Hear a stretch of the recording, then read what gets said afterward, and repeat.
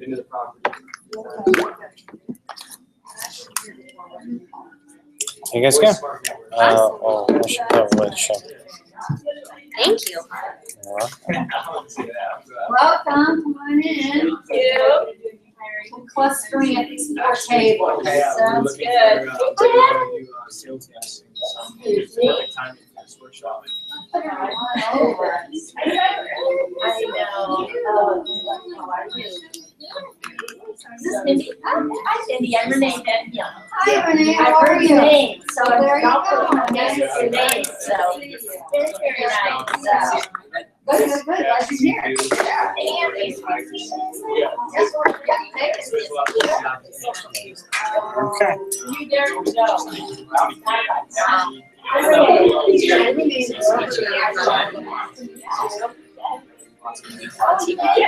So your plastic not ever cross. No. Yeah. Derek does sound and entertainment for all kinds of events. Yeah, exactly. A lot of your high school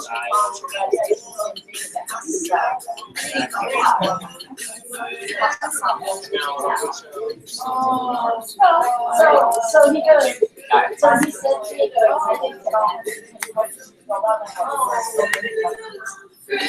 Yeah, very fine. Go out that first half.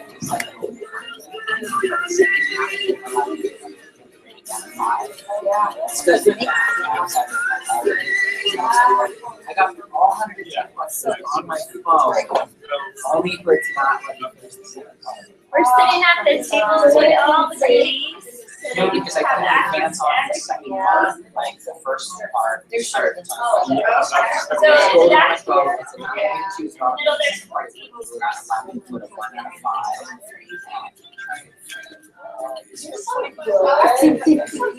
No, I didn't know how many Yeah. Okay, we have a reference, and I'm not sure you this happened. You guys are, yeah, you just. Yeah, it's no, meaning there are two little pieces. Anyway, yes, I'm glad they do that.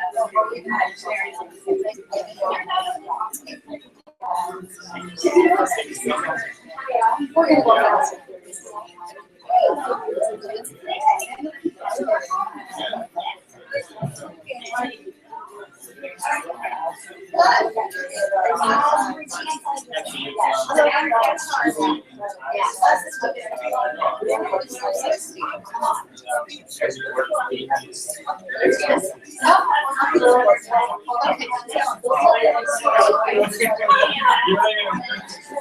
Sorry.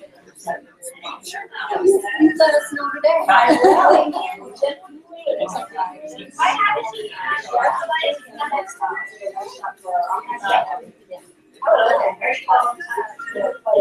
Yeah, I know that's not.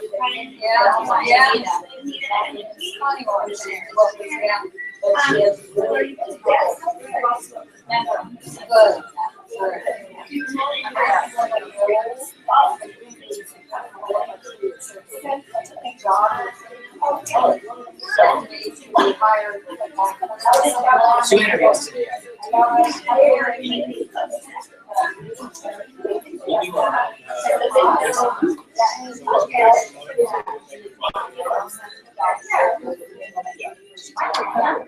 yes, my stars. All right. He's so nice. So how are you? How are you doing? Good to see you. So, I know what's going on, which I felt was scary.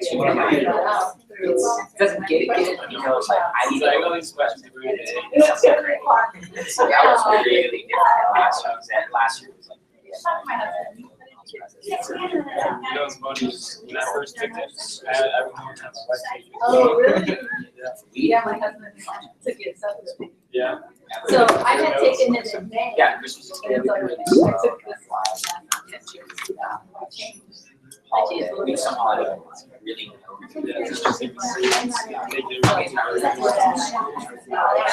Also,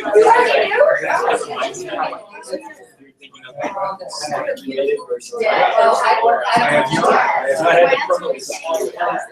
had We do. Here, I mean, total of that last night. Thank you. Yeah, like, You in line. during the process, before we hired them. Yeah, so during the hiring process, we did, so it's never like, okay, we didn't give you a job because you're good. Yeah, we're here. Can I join that table? Absolutely. No way, Ashley. Renee. How are you? So we have, We're meeting after.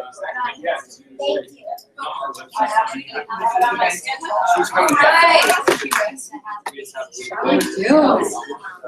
How we doing? Did you want a water too? Uh, Mine almost ran out, so I knew I needed one. One. You know, never tell moments. I know, isn't it awesome?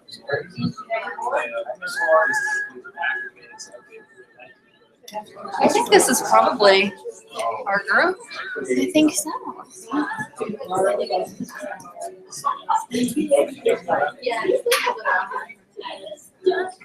We're joking. That's what you said that. I don't know what you know.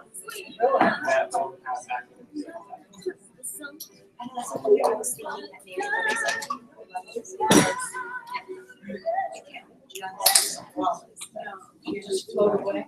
Float away, yes. Sorry. It is.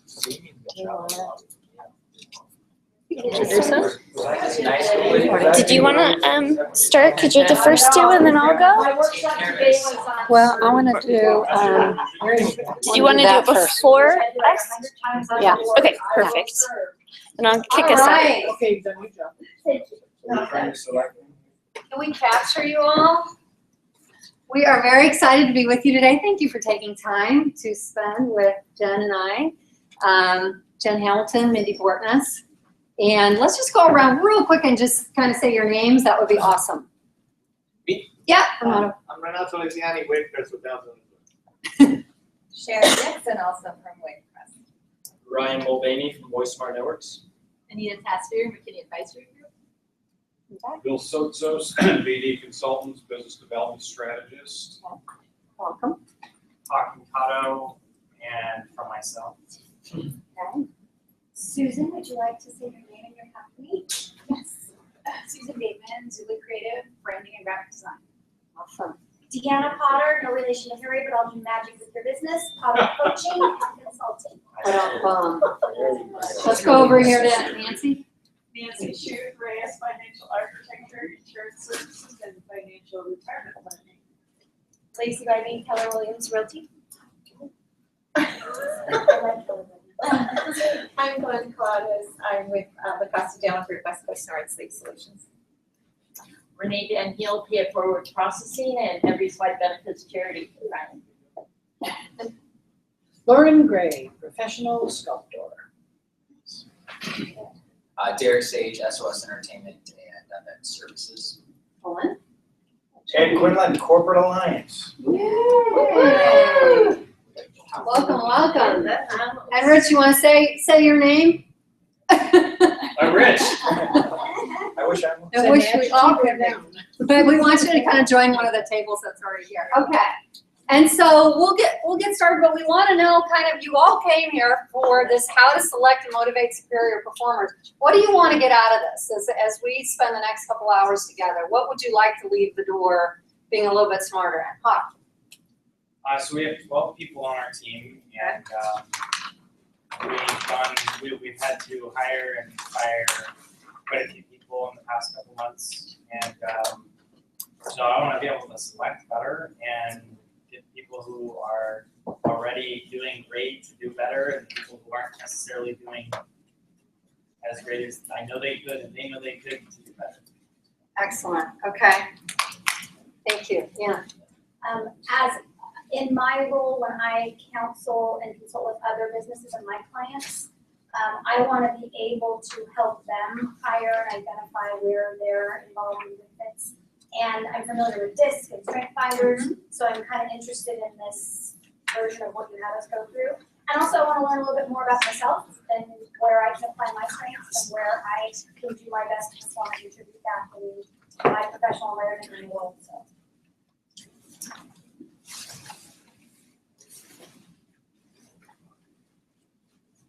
Excellent. Who else? Why are you guys here? Nancy.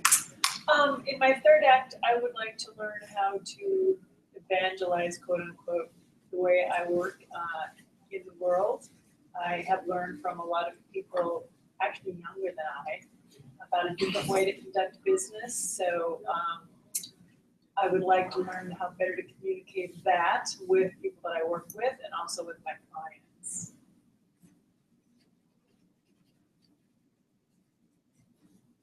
Okay. How about one more reason you're here? Like to be able to keep our best people. Okay. So retain them. Excellent. Anything else? Yes, Lauren. I don't have any employees. My motivation for coming was your note on there about selecting and motivating the best clients. Okay. Okay. I love it. Excellent. Okay, all good. You're in the right room. All good reasons. And just a real quick poll, and Hawk kind of started us off, but how many, and just kind of going around the room again, how many employees do you have today? How many do you think you're going to have a year from now? And what do you estimate the cost of a bad hire? Hawk. So our goal is actually to get to 100 by, it's actually 6 months from now. So, Wow. Okay. and cost of a bad hire, probably not anywhere near as much because half of our team's in the Philippines. So I would say maybe $5,000 to $10,000 for us. Okay. For somebody US based, he's probably closer to 50 to 100,000. 50 to 100? Okay. Anybody else? Yes, I'm sorry, what's your name? Kami. Hi, Kami. How are you? Welcome. Thank you. Happy New Year. Thank you. Currently, we have about 130 employees, Okay. and I think we should kind of be maybe 170, 80 in a year. Also, about employee maybe 100K minimum. Okay. Anybody else? Okay, so just kind of getting a range. Renata, how about you? We have about 300. Year from now, probably about the same. Okay. The cost, depends on what you're looking at. Yeah. Could be 700,000.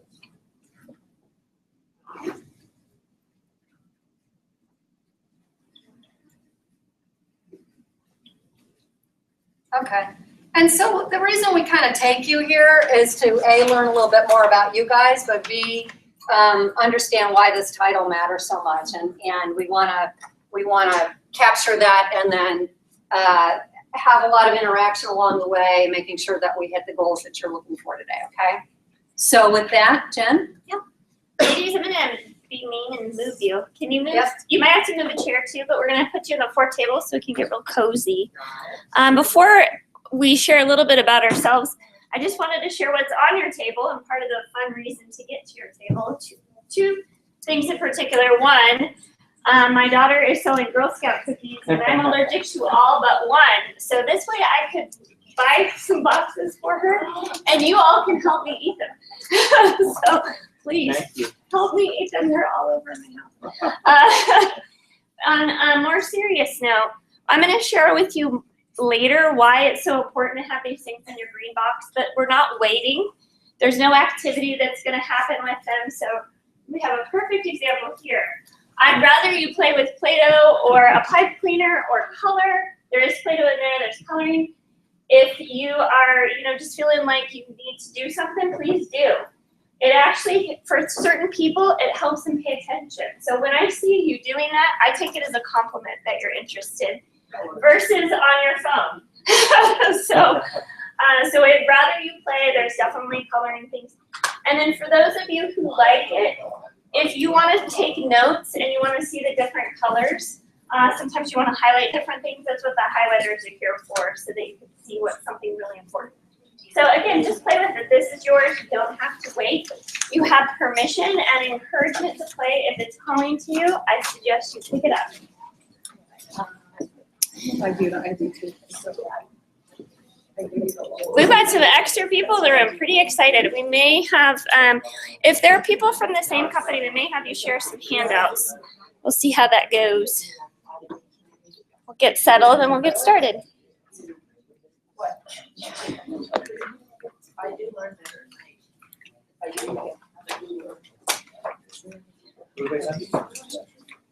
So just a minute or so, and welcome to our new folks. I saw Jody come in, 2 Jodys come in. And, yeah, and I'm sorry, your name is?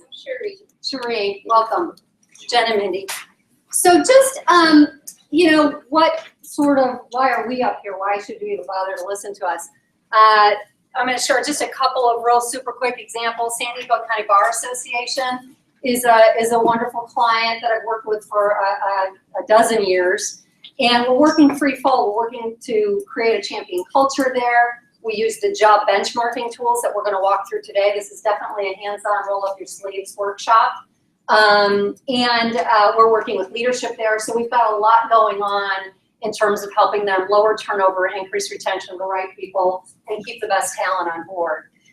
Another example, and I use this quite a bit at Corporate Alliance, and that is A Wireless, which is a Verizon reseller. I began with them when they had 130 stores. They're up to 600 through acquisition and just expansion. And we've lowered turnover there from 65% to 25%. And so you can imagine in retail, that's a really good number. And it saves literally hundreds of thousands of dollars in there, you know, for operating, operating income, adds to operating income every year. So those are just 2 examples of some of the folks, and we've got some clients in the room that I'm really excited to see. Jen? And I've been excited to be able to work with Minnie. This is our first time co-presenting together, but we get to work together on one of her clients, and it's just fun to be able to be with you today. I want to share a little bit about how I got started. I always think it's important to say, why should I listen to you? So this is where I'm going to start. Whether you're reading a book or listening to someone, it's only fair that I answer that question.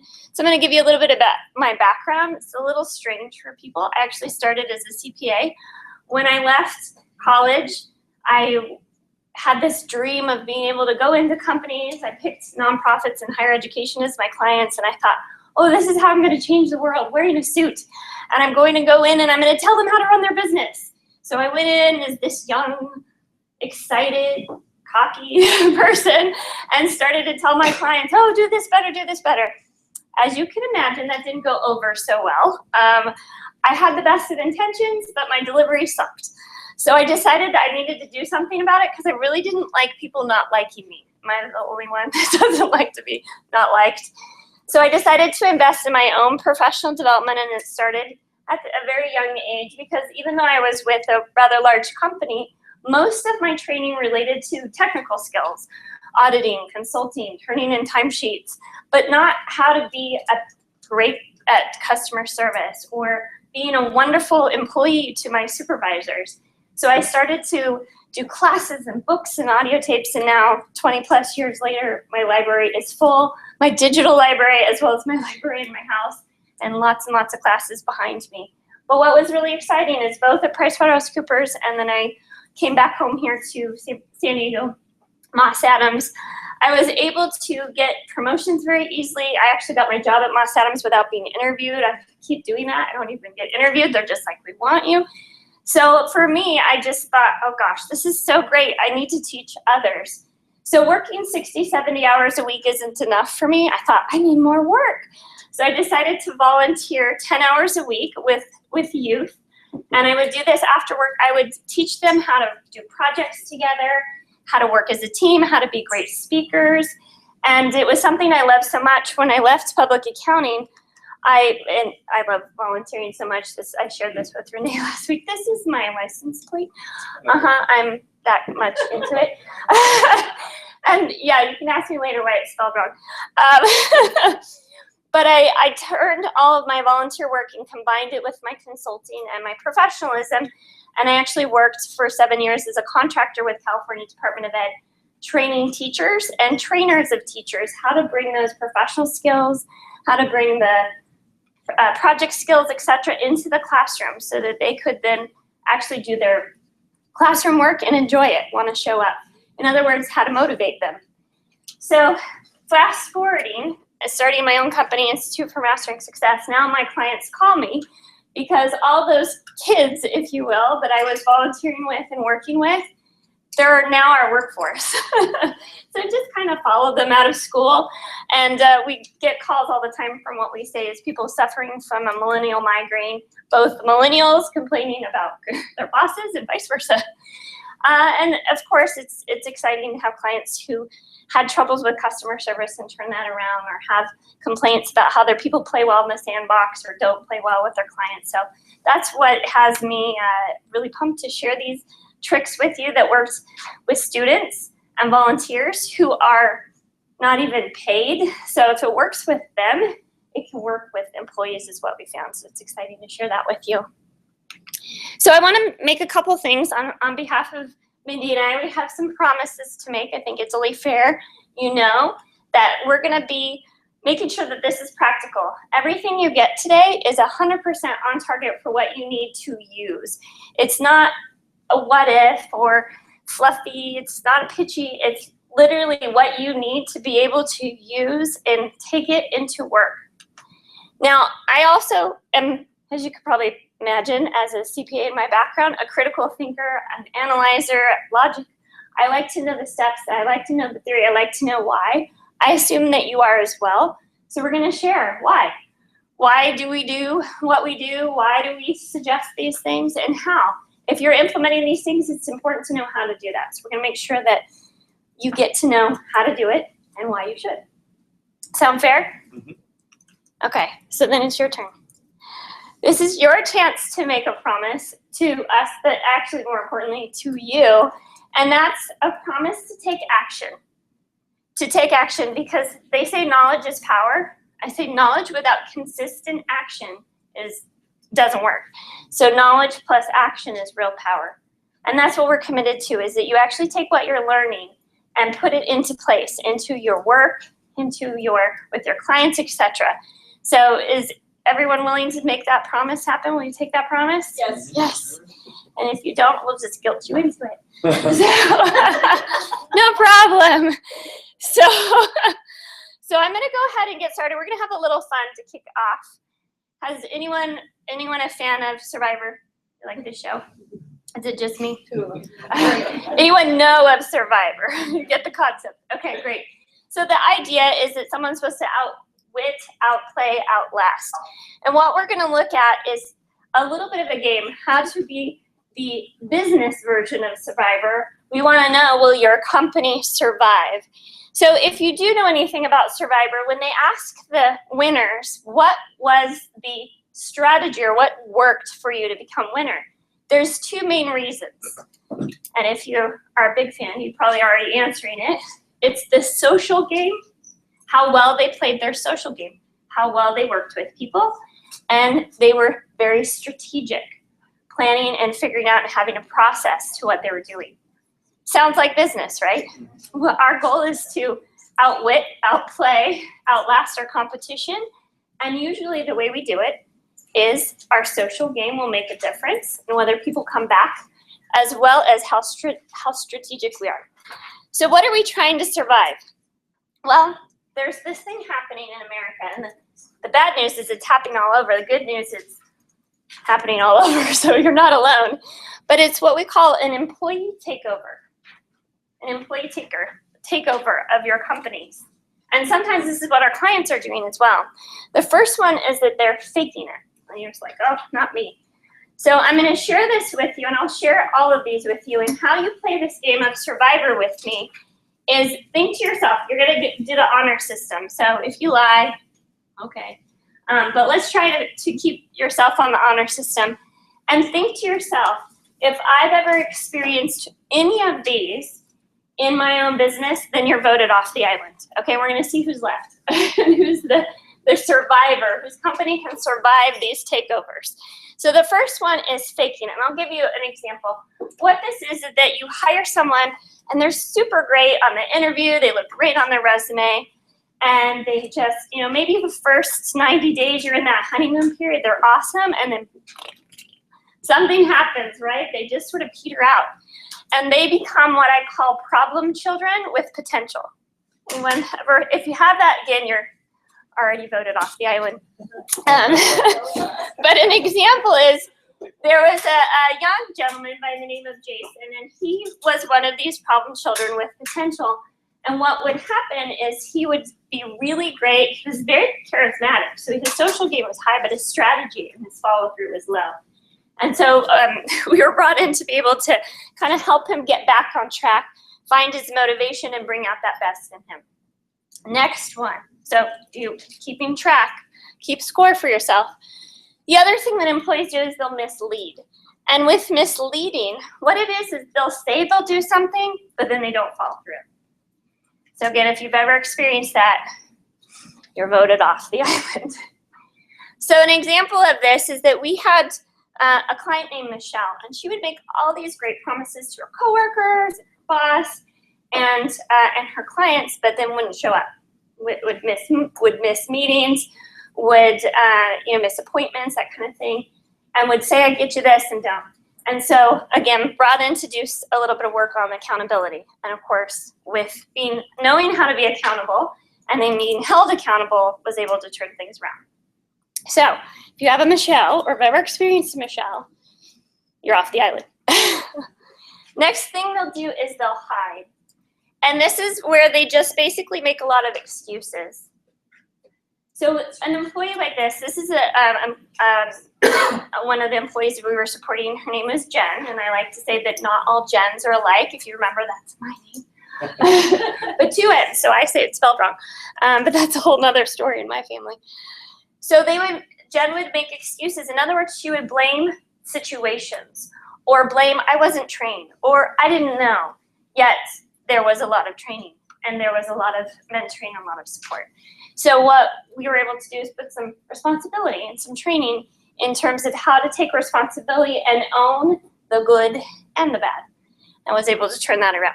So if any of your employees have hid, you're off the island. And last is they would leave and steal. Most people think of this as like, stealing pipe cleaners from you. Valuable pipe cleaners. But no, this is different. This is when they leave, maybe unexpectedly, maybe expectantly, but what they're stealing is your intellectual property in a way. In other words, how to do their job. If they don't leave behind what's in their head of how to do their job, they're stealing that information from you. And that's part of the reason it can be so expensive. It's not just replacing and hiring, it's how do I get somebody else to do what was in their head?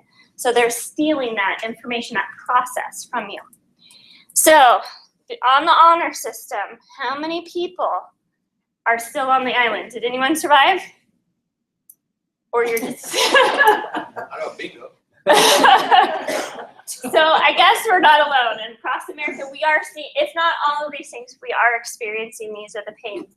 And that's why we're here today. Now, Mindy has a great book, and I'm going to pass it over to Mindy to take from here for a little while that you can recommend. So a colleague of mine,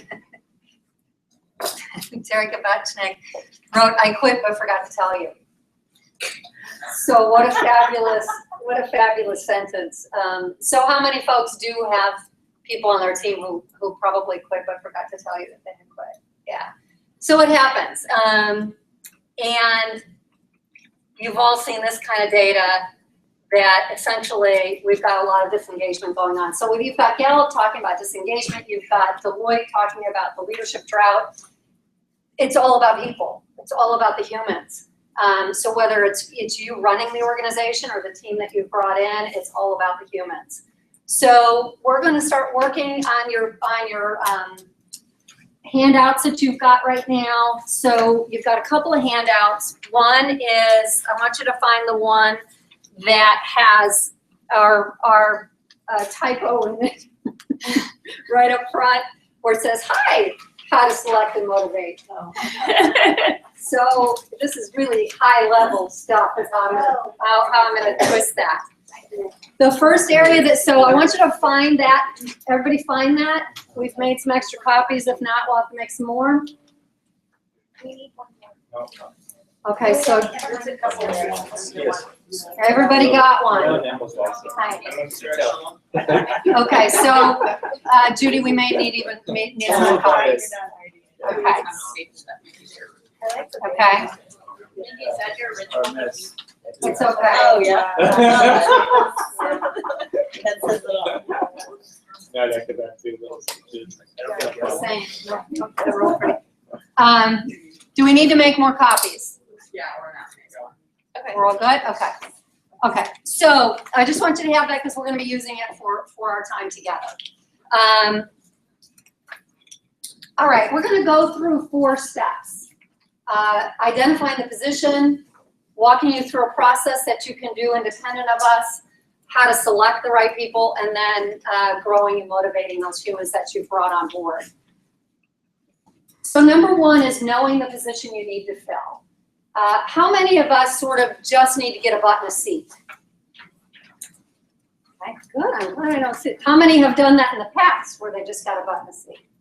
Okay, yeah, we talk about the stages of growth, and at some points we have what's called a flood zone, which is when we've got a lot of activity going on and we tend to just add more humans. And sometimes it's a process issue, and sometimes it's a profitability issue, and sometimes it's the current people you have.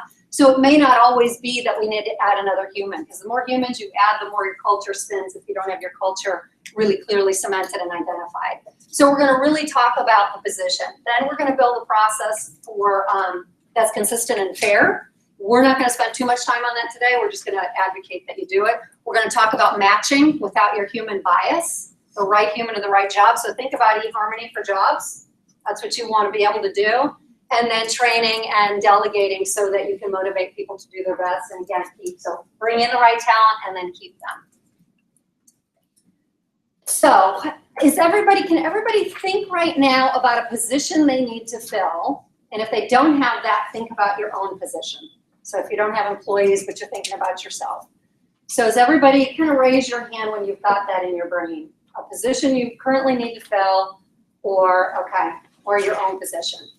So, let's ask ourselves, let's separate out our human bias. Let's get away from how Sally and Sam did it, or we need another Judy, we need another Sally. Let's think about why we're hiring. Let's let the job speak to us, okay? What would happen, and another way to get at that is what would happen if you didn't hire? So what would fall apart? What would go away? So if we twist at it and kind of reframe it that way, we really want to really understand if this job were a robot, how would it behave? What soft skills would it need? What would motivate it in its heart? What's its why? Those are the things we're going to kind of walk through today, because we don't want to just take a job description that we may have updated, but it's from a job that we've had for 10 years and we're really not paying a lot of attention to it. So we really, really want to have clarity up front about this role, okay? And what's it accountable for? And each of us have key accountabilities. All of us might have a 2-3 page job description. At the end of the day, there's 3 to 5 buckets we're all responsible for. That if we didn't do those at the end of the year, you'd vote us off the island, okay? So we would not be surviving. So when you're thinking about this job, I want you to think about the couple of things that it really needs to do. And here are some examples. And the more measurable, the better. But it doesn't have to be. Sometimes you just can't get the measurement around it. Here's some examples. Maybe it's a sales job and it needs to generate more revenue in new business. Or maybe it needs to generate more revenue in incremental sales. We want to expand the clients we've already got. Maybe we're in customer service and we've got a satisfaction rating we're trying to get to. Keeping stock rooms supplied. There's every job, no matter what it is, has these accountabilities attached to it. Maybe it's improving delivery, decreasing turnover, no matter, even if it's HR, whatever, you've still got key accountabilities for the role. Receptionists have key accountabilities for their role, okay? Yes, Bella, is it? May I ask a question? Please. Okay.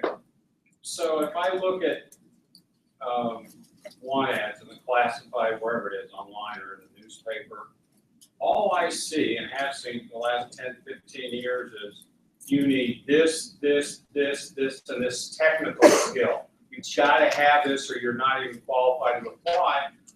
Whatever happened to hiring for attitude and then teaching these skills that employers just don't seem to understand. Can you comment on that? My comment would be, I agree with you wholeheartedly. And that's really what we're talking about today is gonna be all that soft skill, because the soft skills are why we lose them in 6 months. The soft skills are why we wanna get rid of them in 6 months.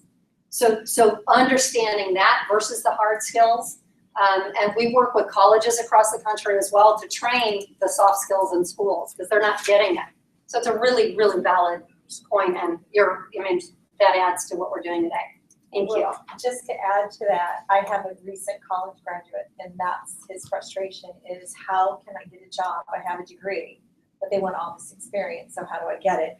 I took over a role in my company and I totally hired for attitude and I trained the skills. I just, yeah, I would do all the positions I can. You have to have some of the skills. You have to have Yeah. basic skills, but you can develop quite a bit. You have to decide what those are. Yeah. Rich? I'd like to offer a thought, which I've been experiencing lately with people I deal with, that we've become such a technologically society that people are starting to hire robots, human robots, to simply punch buttons in a technology, and that you punch the button and it's supposed to work because of the technology. But it doesn't work, and the people they're hiring don't have any idea about how to do it. So, to your question, I think that maybe there's a transition going on in society that is leading to this dynamic, which of course, in my opinion, is a complete catastrophe for how to really be productive and efficient, create, human connection. Yeah, thank you. Ed? I caution on the maybe it's just semantics on, with attitude. I think in today's world, you can integrate attitude with a corporate culture, your company culture is really what you're hiring for. Because if you're looking for that soft skill, you'll have a tendency, your biases may come out, but your bias won't come out if you insistent on your corporate culture. Does that make sense? You still want the attitude, but it's got to integrate with what your company's about. It's like it has core values have to line up. Yep. Oh, yeah, excellent. Good conversation. We're gonna have you actually do a little work now. So you've got your handouts. In this first area, you see a sort of a blank. I would like you to please write down a couple of those accountabilities for the job you're thinking of. Just take about 4 minutes to do so. You're fine. Yes. Yeah,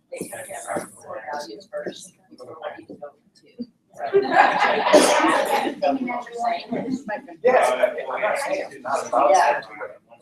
Sometimes it's hiring managers find better to comfortable with certain, either the technical side, or it's like this person's doing good, or their attitude, this person goes involved. Yeah. The problem is, that correlates into your culture. Yeah, you still want to know. So what you need to be. Yeah, at the end of the day, it's the soft skills, I agree 100%. What are your accountabilities? So accountabilities would be that you want to. My sales force. That's what you want to inspire and attract. Our CRM. If you don't want to use it.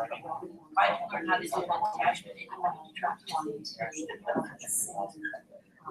So you went to the same technology school I did. Yeah, I'm the challenge one, that's what made my house. Yeah. We just started using this program for a while. Derek, have you heard of this? Really well. You guys do that? Now we see marketing. Okay, you graduated, so you have project problems. Yeah, ours are. Yeah. So I did get there to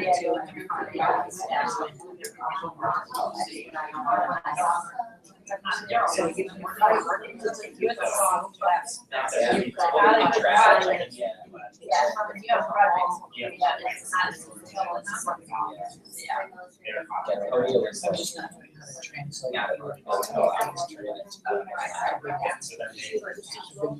you're building. So let's see here. Yeah, so let's keep it with, let's keep it. So you're wanting to do marketing, are you to attract that you don't currently separate from If you're feeling stuck, you can ask someone at your table. Get some feedback. Got about another minute. Okay.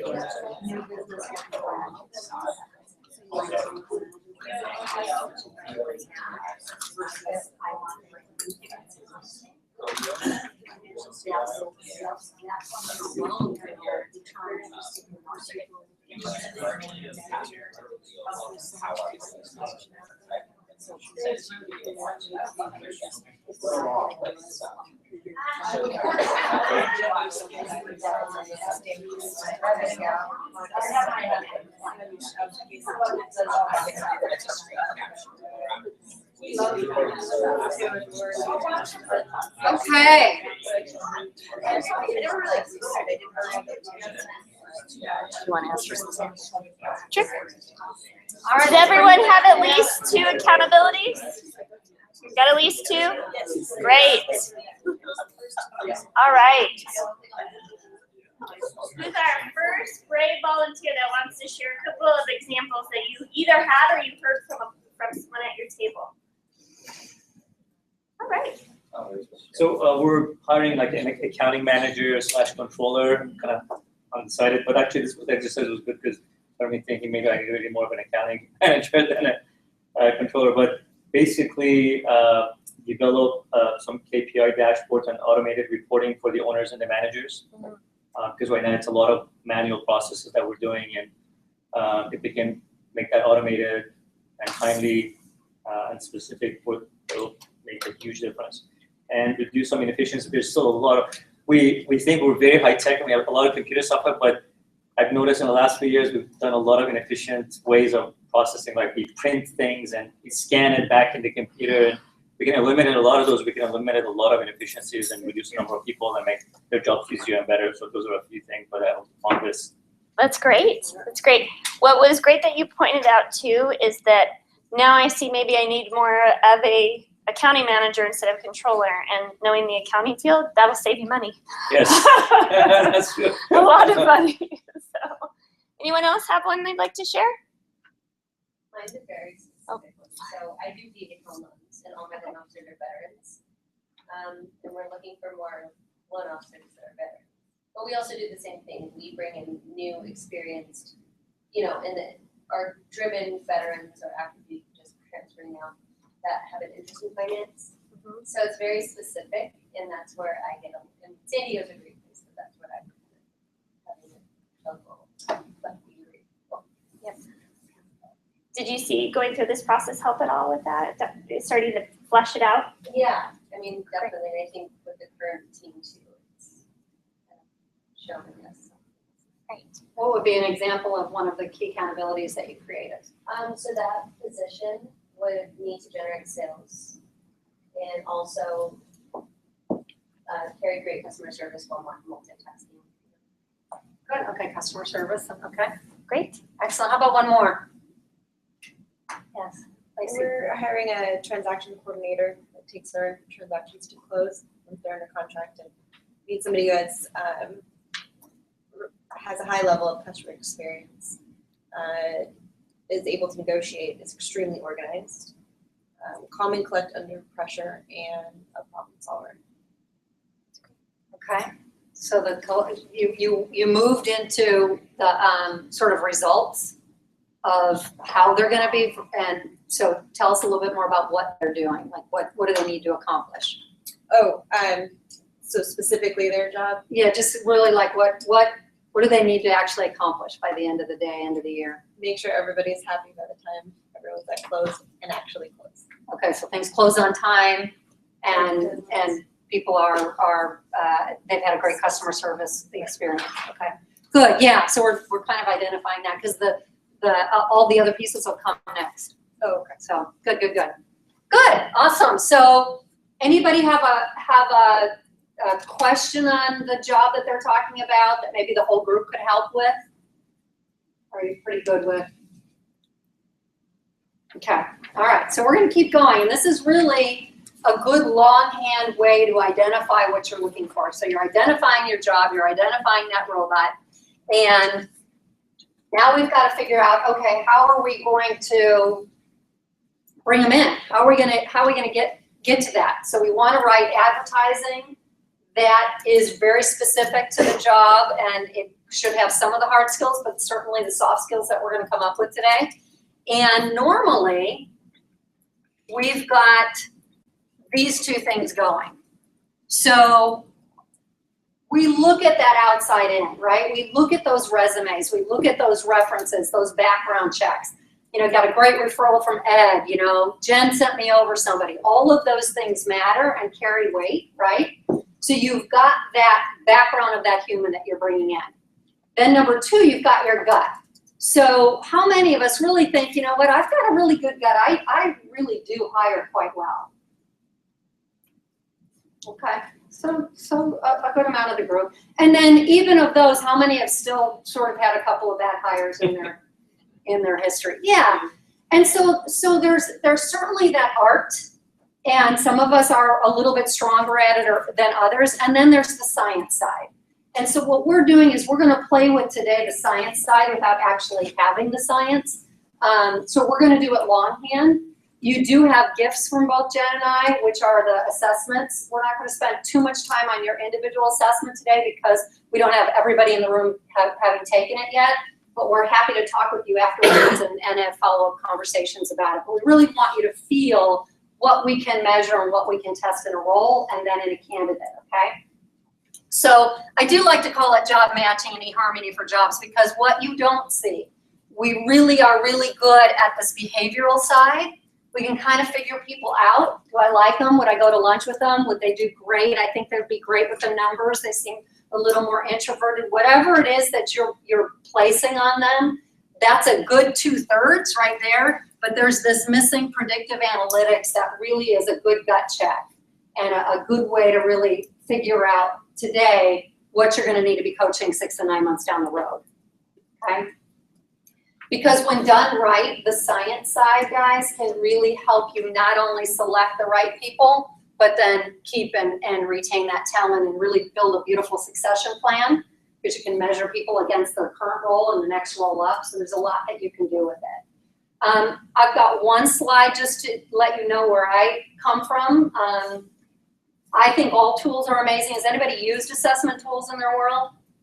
Okay, so we've got about 70-80%. Excellent. So the ones I use, I just want to make sure you know you want to use something that is EEOC compliant, Office of Federal Contractors compliant, vetted for pre and post hire. You want to make sure you are using tools that are not discriminating against any protected class. The group I go with is the largest validated assessment house worldwide. The word validated really matters to me. We all take a lot of unvalidated assessments online on Facebook every day. And just as a point of comparison, and I'm a believer in pretty much all of them as long as they're validated. DISC alone, there's tons of examples of DISC. It was never really patented in the 70s, so there's lots of versions. So just so you know, like our version, we have 384 possible reports, and the most I know out there is about 32. So we really, really, really, really are granular, and that's why I use these tools. Having said that, there are other tools out there that people love and believe in and are devoted to, but this is the suite that I use. All right, so we're gonna walk through 3 different sciences. And we're gonna walk through 3 sciences that those of you who took your assessment online, you have that in front of you for yourself, but we're gonna talk about it for the job, because remember, we're gonna let that job speak. We're gonna let it be a robot. We really do wanna use that word and let it identify itself, so we're not putting our human bias in as to how somebody specifically has been doing it or isn't doing it or isn't what we want. We wanna figure out what does that job need to be doing. Okay, so different jobs. You know, we heard a little bit about maybe a job that needs to be, Cami, it's Cami, right? Cami. Cami, thank you. maybe it needs to be a little bit quieter, it's behind the scenes, it's working with numbers.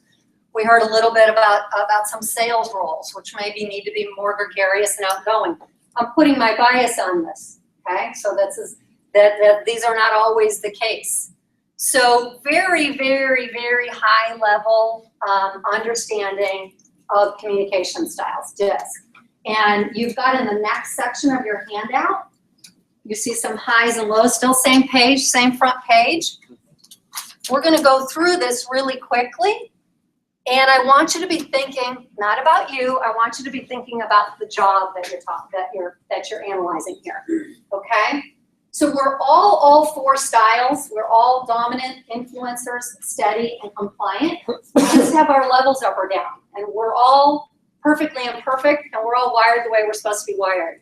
I want you to be able to realize that jobs are also wired in a certain way. So for your example, might be clients are wired in a certain way. So what kind of clients are you trying to attract to you, okay? So dominance, we have some dominance in the room. People who are very venturesome and direct and decisive and self-starting and risk takers. So just as there's people with a lot of dominance, there's also roles that are looking for that. Pedal to the gas, go man go, let's make it happen, you got 2 minutes, let's move the ball forward. That's looking for a job that has a high dominant style to it, okay? Dominants are, they can be a little bit angry because they want to get a result. That's what they want to get to. So they want to keep moving that ball forward and they want to have control over things. They want to be in charge of things. So just as we have high dominance, we also have low dominance, and both are great. So there's humans and then there's jobs that are asking to be a little more amiable, a little bit more non-confrontational, a little bit more, well, let's go with the group. That would be somebody who's low on that dominant scale, okay? So think about the job you're thinking of. Does it need to be on that higher end or the lower end? And both are great answers. What's the right answer for you, okay? Let's scoot to influencer, the I side. So on the high I side, that is going to be somebody who is very energetic and outgoing and cheerleading. You see the megaphone here. Good mixer, inspiring. Anita's a high I. You know, we've got these are the huggers in the room. Okay, so high I's, they believe everything you say. They trust you. They're outgoing. They're not afraid of anything. They want to meet new people. It's about the people and it's about the relationship.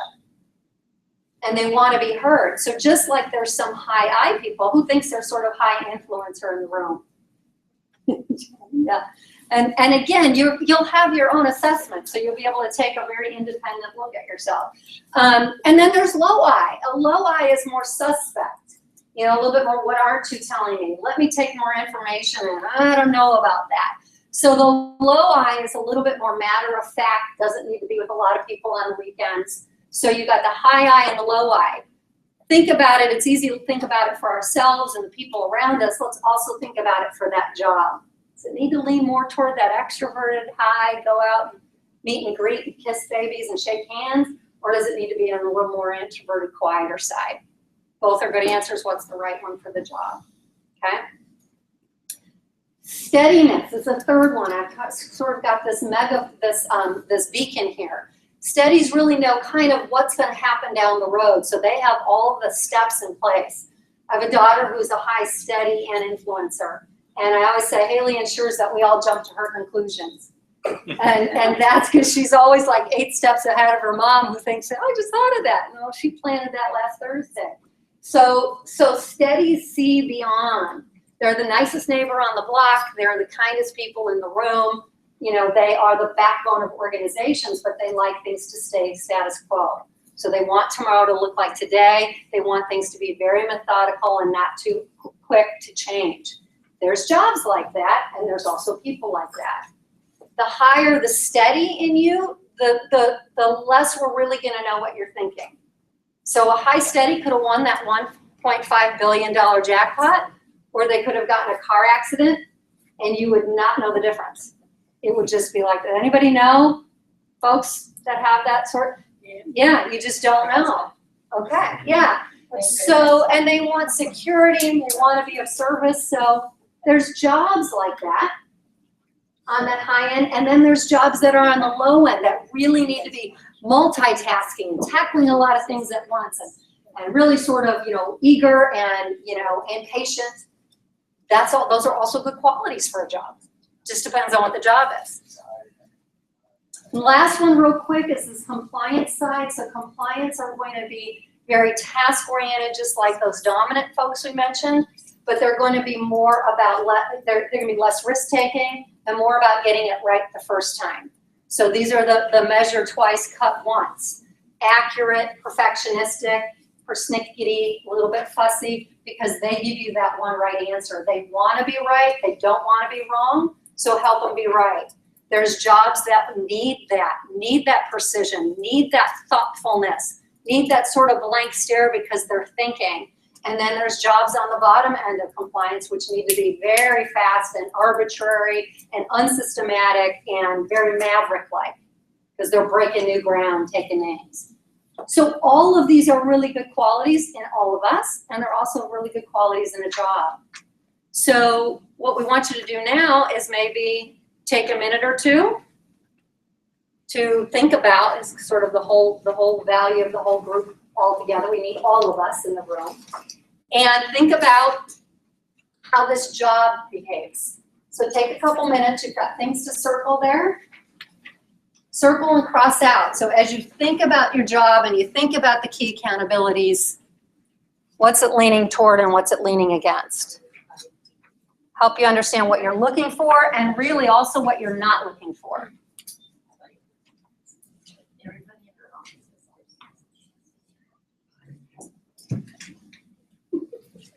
Someone to be high and low. Yeah.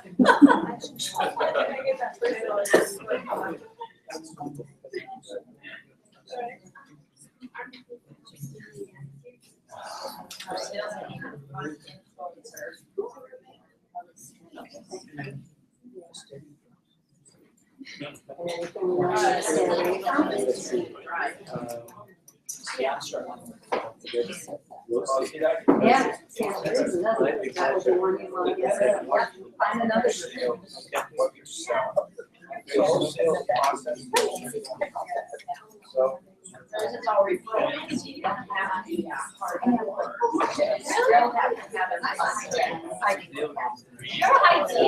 I'm an ID. I is my highest. And I'm a really low C. Out of context.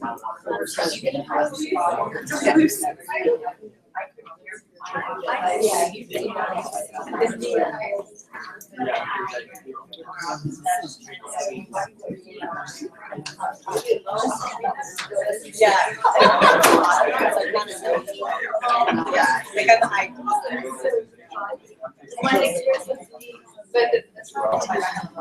Oh, good. Okay, I'm doing better. Doing better. Good. Okay, so why don't you ask them? Yeah, why don't you ask them to do a couple of examples? Remind us what job you're looking for and what are some of the, what are you leaning toward and what are you leaning against? Does everybody have some, please? Anyone need another 30 seconds? Yeah. All right. Okay, next volunteer, remind us of the job that you're looking for, and then tell us what your answers were. What were you really want? Who would like to go first?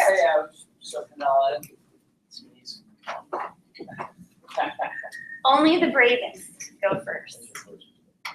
Thank you, Nancy the Brave. I'm flipping mine and doing the clients that I'm looking for. That works.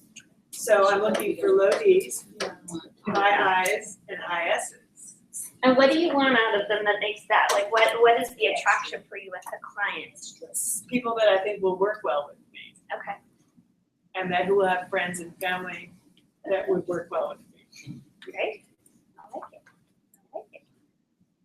Yes. So my clients need to be high D and high I, presidents of the company, CEO, because they're the ones who make decisions. Move and jump, they're not looking to stay the same in the same place, and they're not fussy, they're willing to trust me and take a leap. Yeah, absolutely. That trust is important too. Okay. Yeah, I have a question. Having some knowledge of this and knowing Lauren and what she's looking for, would you say that the CEO, I get the high D part, but the high I part kind of makes me hesitate. do you say that it's probably gonna be more like the high D and then maybe C? CEOs actually mimic society, so roughly 20% are gonna be high dominant, 30% are gonna be high influencer as their primary style, 40% are gonna be high steady, and about 15%, give or take, are gonna be high compliant. So we just know of the high DIs because they're louder. I see. I mean, basically. Are you implying something? So, but I think it's a great point because that's who you're attracted to. And in the work that we do, you know, this funnel should help you know this is who I'm aiming toward because it's my ease. It's very easy for me. Or it can expand your brain to say, you know what, I never gave them a chance, but these are actually a pretty good bucket for me. I just need to know a different way to get them. So, It's up to you. I don't know, October, so I've done this 3 times in the last 4 months. I'm like, wow. Can you tell me, I was told that only 10% of society has D. And you say 20? Yeah, it's roughly 20. Yeah. And different countries have different norms as well. Wow, interesting. Hawk and then Bill.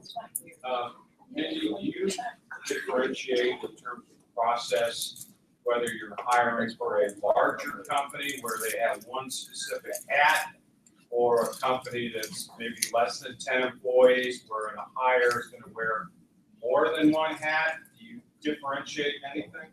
Yeah, great question. So behaviorally, even though there might be a key accountability that's more important, so let's say for sales, 50% is going to be generating new revenue, and then there's another 50% cut between communication, ops, and leading, okay?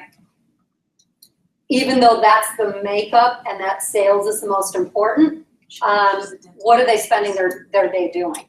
So let's say, I'm sorry, let me switch this. Leadership is the most important, but sales is what they're doing all day. So you wanna gravitate your behavioral style toward how they're spending their day. And then we all flex and we all morph a little bit, but the more in alignment with what you're doing the most of your day, that's what you're gonna head toward. Do you wanna add anything to that, Jen? No, I think that's right on. What were those percentages for influencer and study? What were those again? So roughly it's 20% walk through the world as a high dominant, 30% high influencer, 40% high steady, and 15% high compliant. And I say that letting you know we're all a blend. Yeah. So, you know, I was just sharing I'm a high ID, I'm a low C. That's my behavioral style. So we always have more than one shoe we're working in. About 1% of society has only like one above the line. Can these change throughout a person's life, or do they pretty much are born with it and stay that way? It's another great question. So we measure 2 things. We measure your who you are at your core, and then we measure where you are right now in this season of your life. So the one that's your core will be you when you're an itty bitty baby and at 105. The only thing that changes your core communication style is if you have a significant emotional event, and it could be a job that kind of went sideways, it could be a divorce, it could be a death, it could be a car accident, but something that rocks you to your core that makes you say, I don't want to be that way anymore. Other than that, you take it a year from now, and I'm sure Deanna, who's taken 4 different versions of it, there's going to be some consistency across the board. Yeah. And then the where you are today is going to be, how am I performing right now in this job to be successful or to survive? So the more change you have between the 2 graphs, the more you're morphing, and then it's the Dr. Phil question, how's it working for you? So there's nothing bad about that, it's just now we can uncover maybe some stressors that are going on, because the job's asking you, or you believe the job's asking you to be different than who you are. Hawk, are you still Yes, Hawk, ready sorry. to go? And then we'll get Deanna. I was just curious, because I pulled up this, I did 2011. Yeah.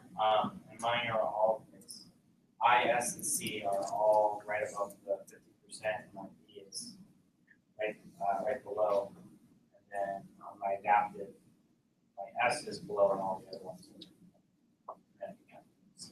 Okay, in 2011. Yeah, So- it was the same thing, I was hiring, looking for a copywriter, and I basically put high across the. Yeah, you can't, we're not humanly built that way. and what was happening in 2000, yeah. Yeah, and that's where we want all of them. I mean, that's why I like to show you this slide, because we need everybody. We need to get the results, pedal on the gas. We need to do it through people, go man, go. We need to promote, persuade. We need to hand over the work. We need to get the work done. We need to criticize the work. We need to connect all of the bigger pieces, and we need to sort of drive on accurately and now. So we need all of it. But your jobs can't be all of that, and you can't be all of that. So we're better when we aggregate. We're better when we sort of collaborate with the people across from us. Yeah. Do you have any information around what percentage of people out there are like dead tied on certain letters, I'll call them like an I and a D really tight, or the S and C? And if you're hiring for a position and they're that tight, and you know one of those you really need and the other one maybe not so much, how do you trust which one may interfere with the other when you're hiring for that position? Another great question. We are all perfectly imperfect, so you would just lean toward the one if you really needed that dominant. Let's make sure that it's at least above the 50% line. And it's not that the other would, well, it could be that it interferes, but the other piece of this, once you bring a person in, I'm a strong advocate for onboarding, that we reveal the results, so that from day one, we're saying, hey, here's the robot we built. Here's why you were chosen. You're amazing. And then here's your gap. And we'll get to that in a little bit, but we're all gonna have gaps. So it's like, this can trip us up a little bit. Let's play to the strength, but know that we've got some areas that could, and then once we've got that out there, then now as we're coaching them and mentoring them along the way and helping them be the leader in their position, we're able to refer back to it. Oh, remember that high I, you're up here and take it down here. And then we make fun versus frustrated. Yeah, because we're not gonna get that perfect robot.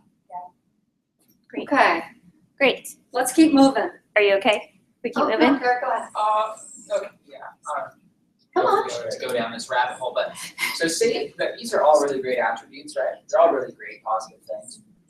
And we have, for example, 12 core values at our business. Do we do employees, I guess my question is, do we do employees a disservice by emphasizing these 12 core values that all kind of happen to be found in these the DI, S, and C's in one way, shape, or form? Is it, if you can't emphasize all those things with personality, if they're just not those things, is that doing your current employees a disservice? And if we have used our 12 core values up to this point for about pretty heavily in the recruiting and hiring phase, should we rethink that based on this assessment or your assessments that you said to use? I think for me, I'd need to know we all have different lexicon. Yeah. We all have different words. We use values, motivators, drivers, Right. mission. So I'd need to know where they're sort of sorting through and falling.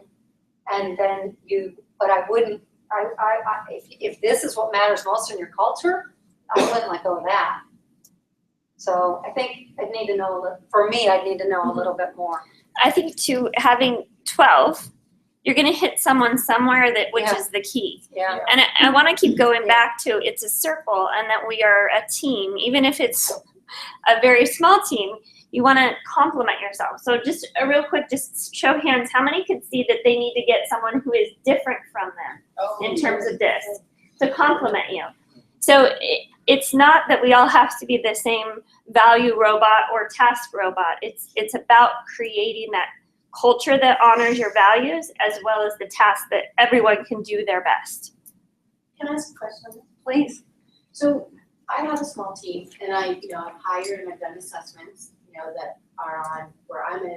I know it's not a shop, it's D&I. And then I've hired an S and a C, right? So when I delegate and just their behavior, it's almost like, to me as an owner, it's like, for lack of a better phrase, it like sucks the life out of me, the interacting. And I just want to go, gosh, their communication style is so different than mine, but I'm trying to adapt my behavior to them.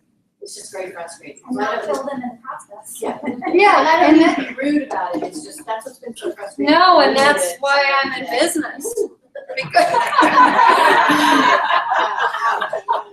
Because it's like, how do we get along? We're all perfectly imperfect, and so how do we get along? Because frankly, these are polar opposites and these are polar opposites.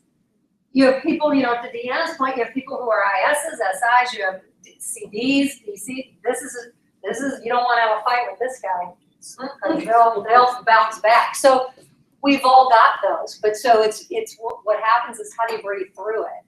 And for me personally, when I worked at the Union Tribune, a little bit of background, I worked there for 12 years. I headed up marketing, and I had salespeople reporting to me. I had research analysts, I had copywriters, I had artists, I had presentation people. You can't find more diverse humans. And I was Mindy, and I thought I could cheerlead the researchers to life, you know, and I did my first disc, and it rocked my world because I realized I was amazing for some and horrific for others, merely by the way I came across. So that helped me pause and really realize the folks who were, and I'm on this side, I'm always in here, the people who are different from me, I breathe now, and I so appreciate them because they have greater gifts than I do in these other areas. So it's really about where you, the same thing about going after those clients who might be different. You know, you could be birds of a feather, and my husband and I are birds of a feather. My former husband and I, not so much. You know, so you have birds of a feather, and you have opposites attract, and both work. And really, frankly, the next part I'm going to get into is even deeper than this piece. This piece you all get and you all know, and you do it instinctively. The next piece is why we're surprised that this was a bad hire. The next two pieces. One thing though, because I have a lot that are opposite, if we put systems together, and Michelle, that has worked for me, is just putting check systems together, and then you're not butting heads.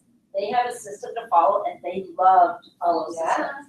So it's a little painful for us, for the DIs, to get that system set up, but once it is, it's off your plate. Because I always try to have that, I mean, I try to adapt, but it's like, No, no, you I try to cannot, have no, it adapt don't to agree. me, yeah. Just give them a system and they'll be happier too. And you'll be happy with the data system, they're more rapid, they're fast, and they're moving, and we love movement. As long as I'm empowered. Yeah, exactly. So we could do 4 hours on disc alone, but we're going to move on to a second science. We're going to move on the science of what motivates you. What's your driving force? And the realization that jobs also have driving forces.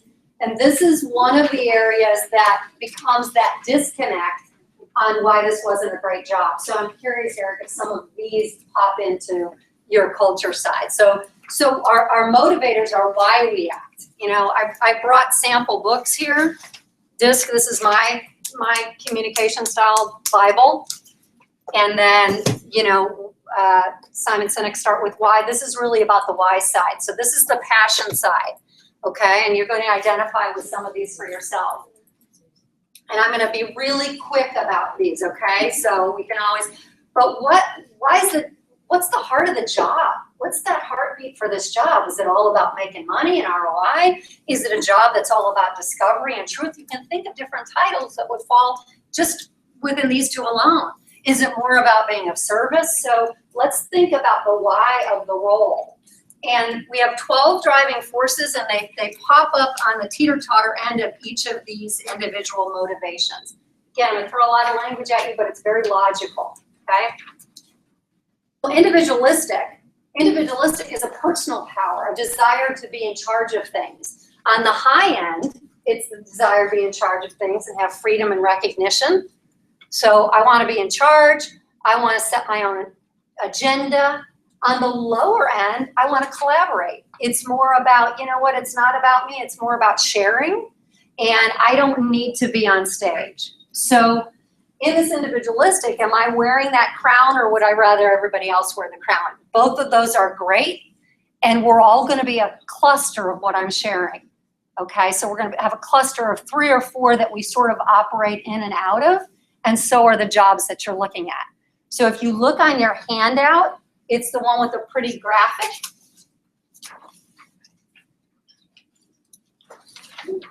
Okay, so we're going to be looking at this real pretty graphic, and you're going to do a little exercise on that as well, okay? So individualistic is how much sort of individual leadership is it all about, or is it really not? They're not going to really do any leading like that. How about the whole idea of resources? On the high end of utilitarian, we have resourceful, which is very practical, pragmatic. You know, it's good old capitalism at its finest. You know, quick disclosure, obviously a sales job is going to be really high in that resourceful side, okay? Selfless is more about the others again. It's more about, I don't need a personal ROI, so I can give $5 to the guy who's asking for it on the corner of Genesee, because it doesn't really, you know, I'm not looking for an ROI from that. I'm looking to just be selfless and give for him and for his sake, okay? I don't get anything out of that. It's for the greater good. So there's jobs that are going to be useful, and there's jobs that are going to lose complete track of time, and it's okay. So this is another one of our motivators. Third out of 6 I'll share is the social. And social is not about us all getting along. Social is about how much do we want to be of service to others. So there's jobs and humans in the room that are on the high end of this that's very altruistic. I'm driven by the benefit I give others. So now I'm giving it to that guy in the corner, and it matters to me. It's not about just the greater good. It's like I get something out of the fact that I'm giving that to him. So altruistic is really freely giving time and attention and not saying no to anything, because I really digging into your problems and helping you solve your pains, okay? On the intentional side, I'm not heartless, but I have specific buckets. So I might be Bill Gates and I've got a foundation, and you know what? You've got to check the box and achieve the things that you say you're going to achieve, and then you get the check. Not everybody gets the check, okay? You're going to be Oprah and you're going to open up a school, but you're going to have to graduate. You're going to have to go on to bigger things. So there's accountability attached on this side that's not so much attached on the other side. So there's jobs that are going to be on either side of that. I clustered on the higher end and the lower end. Let's look at the traditional. Traditional on the higher end is going to be very structured. Think of them as reformers. Think of them as enforcers. So you think about politicians, you think about policemen, you think about firemen, judges. That's going to be on that structured side. On the more receptive side, it's, you know, I'm thinking outside the box. I'll take in all ideas. I'll do it this way on Monday and that way on Tuesday because I just got new information in. So you're more open-minded. There's jobs that you need to be on one end or the other. Okay, and there's people in the room that are on one end or the other.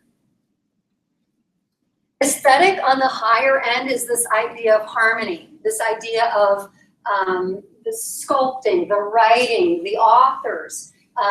It's a more subjective way of thinking. It can be a little temperamental.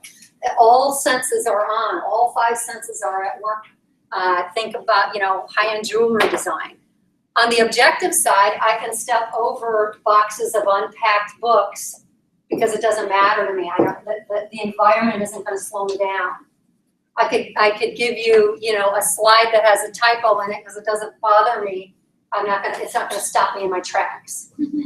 Okay? Whereas a high harmonious aesthetic is going to be like, oh, I'm not even going to make the sales call because I got that. So we've got to be cautious of this and conscious of this, right? How can you be both? You could be in the middle, or you'd be situational. So you're either clustering on the high end, and when you take your assessment, you'll see it. We have 3 sets of clusters: the high, the mid, and the indifferent. So if you can walk over boxes because they don't mean anything, but you're totally creative, are you in the middle, or are you just high and low? You're probably ending up in the middle, and it's situational. So sometimes you can work, and sometimes it doesn't. Sometimes it trips you up. Yeah, you're right. So it's in the middle, yeah. Sometimes the chaos makes me go crazy, and sometimes I will thrive. Yeah, so you're probably landing somewhere in that middle. Theoretical is that learning side. So on the high end, it's really an appetite for learning, and I want discovery is my end game. You think about the utilitarian resourceful versus the intellectual theoretical. That's academia versus business, because academia is all about I just want to learn, right? Then you got Jody, who's got to combine them both in a world that doesn't, you know, the world that stays over here. So it's really cool to kind of identify what environment am I in, and then on the instinctive side, I put my little dog in there, of course. That's more that intuition and gut. So I'm going to learn, but I'm going to learn in a funnel that matters to me. I don't have to learn about everything. I just want to learn the things that are going to help me move and get to my goals. And I like to use the example of this. You know, we talked about kind of getting along with people in our jobs and not. This is a more fundamental connection or disconnection. I use the example of recycling. You know, we could both look out a window and see somebody recycling, and one person says, "Wow, that's great for the earth," and the other person says, "Wow, they just made $4.33." And now we can have a fight about that, right? Because one's on the high end and one's on the low end. Those are deeper fundamental disconnects with one another and with our roles. So this is the kind of thing where if you're not in alignment with your role, that's where you're flat. That's where you're like, I just feel exhausted, I don't want to do this. It's because it's not floating your boat. It's not playing to that cluster of motivators that matter most to you. And it'd be the same with your employees. So with that, let's look, any questions on that? I know there's a lot of content in 7.5 minutes. I'm not sure if I like me after that section. Embrace you. Embrace you. Did your report come through? It did, yeah. So just for giggles, I won't say the first word, go to page, it's probably about page 28 on mine. It'd be the first paragraph of general characteristics. Okay. And just read us that paragraph. Okay. I don't mind. I'm an open book. We all know that about here. All right. Your top driving forces create a cluster of drivers that move you to action. If you focus on the cluster rather than a single driver, you can create combinations of factors that are very specific to you. The closer the scores are to each other, the more you can pull from each driver. Think about the driver that you can relate to most, and then see how your other primary drivers can support or complement to create your unique driving force. Okay, so is there a paragraph about you next now? No, now It's before, the page before. and I am a very commanding individual. Oh, sorry, my bad. There you go. Deanna will incorporate experiences as well as knowledge when making decisions. She has the potential to become an expert in her chosen field. She may attempt to balance the functionality and harmony of her workday. She will focus on the purpose as well as the presentation of a project. She tends to interpret, if that's said interrupt, because that's true.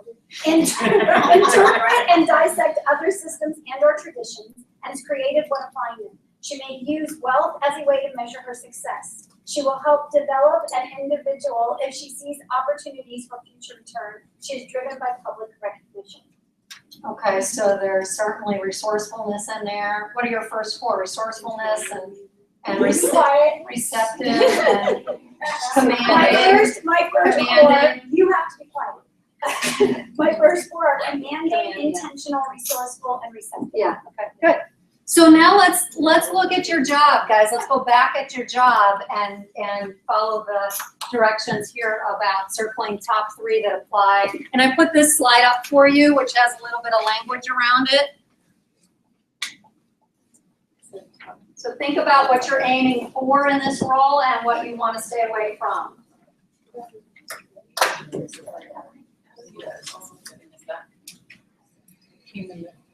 Yeah, anyway, that's okay. It's okay. So in your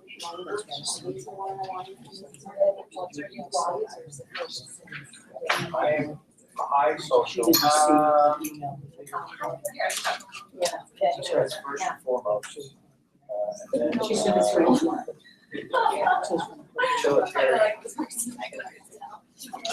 I'm the walking power line. You told me that's what I like about it. And what do you need for the job? Yeah. Yes. I got you, baby.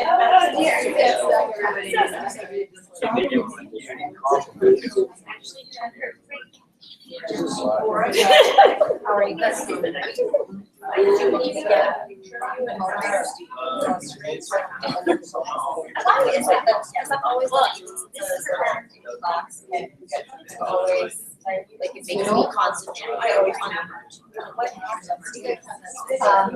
not really sure if this is what we share about. Learning. Yeah. Learning style. Right, and I remember I found out specific teachers that you get in trouble. Yeah. And I always knew that it was just, yeah. General It's actually do that when you're on a conference call. How about you guys? Are you- That's a good one. Yeah, well, I don't know, it's like, look at it, and it's just If you could do that, remind us of- wonder, that's. Kind of like a meditation, basically. Right. We don't do a lot of, but I know corporate,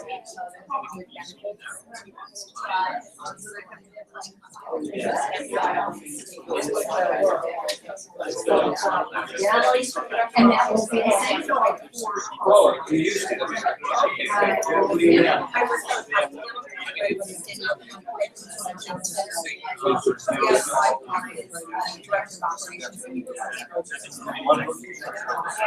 This one's one, my prior. I know. I love that.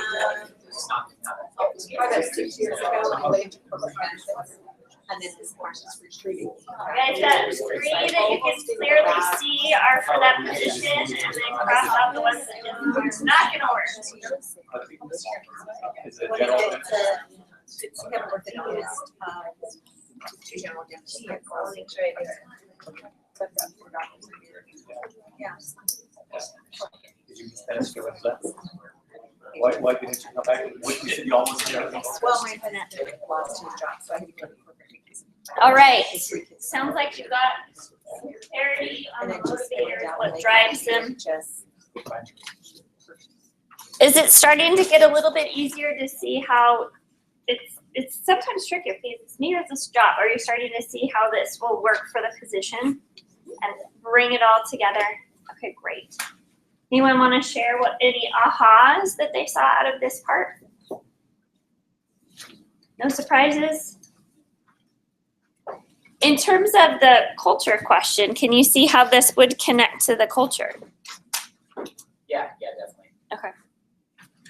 It's certainly, you can figure out your values and then decide, okay, does not just this position, but do all positions align with certain culture aspects, but then you also want to look at the position itself. Anyone want to give some insight on what they picked for their position? I'm not sure you're.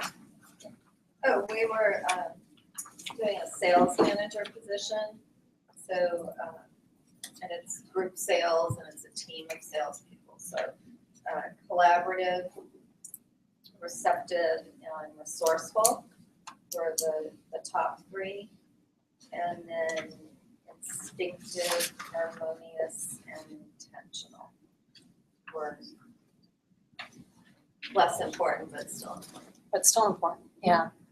And I was sharing with them, harmonious matters because they're in sales of beautiful environments. So the ability to be able to paint that picture is going to matter in that for that salesperson. Yeah. And not everybody's going to need that at all. Some will be like, no, they don't want that at all. I was saying with you, even in the same industry, it depends on what you're selling and where you're selling. One is more important than the other. Yeah. In place, you mentioned they want to have somebody that's thrive on the objectiveness. Can I ask you kind of an odd question, and if it's too off track, just say so? I've been in business a long time, and I found invariably, if the CEO or president of a company is rude and obnoxious, so is the receptionist, and so is everyone in the company. And if the CEO is sweet, everyone's sweet. Sure. Is that a corporate culture thing that has nothing to do with all of this, or? Because I don't see how one company could have everybody that's you and I, or you know what I mean? Yeah. We teach people how to treat us. So that CEO in any of the events is teaching the culture how to treat them, and that's how we do it. So my answer would be, it trickles across, down, sideways, upwards. And so they're So they're attracting treating the that. employees how to treat Yeah, other people yeah, because Yeah, that's how we do it here. Wow, I get it. We teach people how to treat us. So if you've got somebody who's treating you in a way you don't want, first own it, personal accountability. What did I do that allowed that to happen? So that's all. Or this That's way, another stay away story. from the company. Probably like her, my question may be way off track, but how do you deal with somebody that may have maxed out their ability, their opportunity, their situation?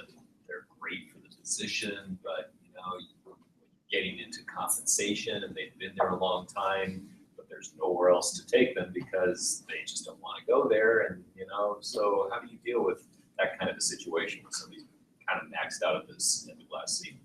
Let's open that to the group. How would you guys answer? Because it sounds like you want to keep them. You don't want to let them go, you want to keep them? Absolutely, yeah. Okay. And you want to continue to provide, and I want to continue to provide more opportunity, and we discuss goals and what they want, desires, and all this other stuff. But in the context of the role and the position, there's only so much that you can go to, and unless they want to move further, it's kind of like, okay, I'm capped out. And then I honestly, my nervousness is, do I have to keep compensating more and more and more just to keep them, even though that their level doesn't change? Because if they don't get that compensation, then things get more expensive. Right. So one thing that we do, when we hire somebody, we tell them that you have to provide 3 times your value in return on investment. And we sit down with them, and if they want to raise, we say, okay, what are you gonna, what skills are you gonna enhance to be able for us to pay you that? And we put it back on them all the time. And we will even pay for them to take extra trainings and things like that. If they want a higher pay, their skills have to increase. And we just say, you know what, your pay has to, bring 3 times that of a return. And then we sit down and we help them with that, but they have to increase their skills if they're gonna get paid more. That's just bottom line. And we actually, when we hire, we let them know that. There's a lot of ways to grow, but you have to grow as a person and take on more responsibility. Because they're easy to come and ask for a raise, but then you have to turn around and say, well, we gotta sit down and see what more responsibility are you gonna take on?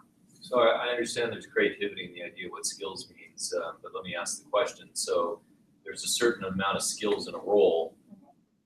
In order to change that person, then to me, it becomes, you're gonna change the role. So in my situation, so my core work is I'm a lawyer. Right. So I have an administrative assistant. She's great. She's fantastic. She does a lot of the processing of the stuff we do, the plans we do. Her role can only really advance if she, quote, becomes a paralegal. She doesn't want to become a paralegal. So then it's what skills. So that's where the creativity and skills. So what other skills can you do in the context of this role, I think is what I'm hearing you say. Okay. So why I can't just you talked give myself. her, Rich, at the corporate desk now, it's like, why can't you give her your title? Because I did that before. Like, give them a higher level title, We and did. it's like that, titles can work that way as well. You gave her title, she took on other responsibilities. So that's why So she's I'm willing to do resonating with, okay, if there's other skills that maybe we can develop, even though it doesn't really move her to the next category. So that's. Maybe there's That's a good answer. lateral, not just, Pardon me? maybe there's lateral, there's some other activities that might be But beneficial. that's what I'm hearing her say, yeah, Not just that it's other across. skills that she could develop and, okay. And there's other rewards. All of these have their own rewards. Money's not the only reward. So when you know their why, you'll be able to, if they're high, intellectual, give them classes. If they're high aesthetic, send them to a weekend spa retreat. What matters to them? And money is just one of the 12 areas that we're looking at here. You just made a huge point. I have never asked them why they want more money. That's huge. And a lot of times You it's, don't know we why. teach people how to treat us. So we've decided in our culture, you get another raise. That's how we tell you we like you. And that may not matter to them. Or we reward people by the way in which we think we reward people. Absolutely. Yeah, if you have, and that's one of the things and drawbacks of these too, and why I'm asking you, and we're asking you to put on the lower end, because if you have a salesperson with a high altruistic social, where's my social? Here, they'll put themselves in the client's shoes and say, you know what, they can't afford it. Their kid just got braces, they can't afford it. So you have somebody with a high social motivator who's not aware they're putting their intentions and their thought process in that sales process, and they're not gonna push the envelope. Now, there may be some things that you wanna sell that you need that, but there's others that don't, and that's gonna hold that person back, so. Rich, I think one way to combine with what Renee said, what is she really good at? Can you monetize what she's really good at? She's outgoing, she loves the interaction with it. She may be a great networker. So a way to leverage her networking events into a revenue thing from a referral basis. Not that she's a salesperson, it's just more she naturally is out and about, that you can create something that can add revenue, but she's doing what she likes to do, and she's good at it. How cool are you? That's when you bring out the best in someone, yeah. The other thing too is like when they're getting to the top of that range, is like maybe shifting it into kind of a trainer to bring in some lower level people to transfer that knowledge. And so maybe she's training some entry level people while she's going out and maybe networking and doing some things. But she's training somebody to do maybe the things she doesn't like to do, that they're really high in, so that you have a really strong, and she's doing the transfer of knowledge. Good. We're gonna scoot into the third science that we're gonna look at today, and again, the science is also in the assessment that you took. And those are our competencies, soft skills, personal skills, there's all kinds of words you can use. But this is, again, some of the stuff that surprises us when we've all of a sudden got a bad hire 9 months later. And it's because our job and their natural God-given strengths and gifts are not in alignment. So we need to think about, well, what soft skills does this job have? Because we've all got number 1, and we measure 25. We've all got a number 1, we've all got a number 25. And they're all fabulous, it's just we don't get an automatic A in each one, okay? So you want to know, what does the job need an A in? What is the job asking this human to do day in and day out? What does it need to have in its hip pocket? Doesn't even have to think about it, doesn't have to go to class, comes very naturally. The stuff that floats toward the bottom of that hierarchy, maybe it has to happen, but maybe every other Thursday, not a day in and day out. So you want to think about the hierarchy of soft skills. We measure 25. There's no goal to be 100 or a 0. The neat thing about this is you can actually identify high performers, because if they have at least 18 or more of the 25 above that 50% range, we classify them as a high performer. That means, you know what, they got enough in their toolkit to be able to do any of the jobs. That's really great for succession planning. That's great for that job, next job up, because they've got stuff they can draw on. Now, if we don't have that, if we don't have 18 or more in the top, above the 50% of society, let's continue to at least focus on those top 7 again, because those top 7 are going to be what their A game is, and how much in sync with the job are those top 7. So if you look on your sheets again, you've got a list of 25. And again, they're all fabulous. Look at the top 3 that you would want in this role that you're thinking about, and cross out the 3 that you know you don't need at all.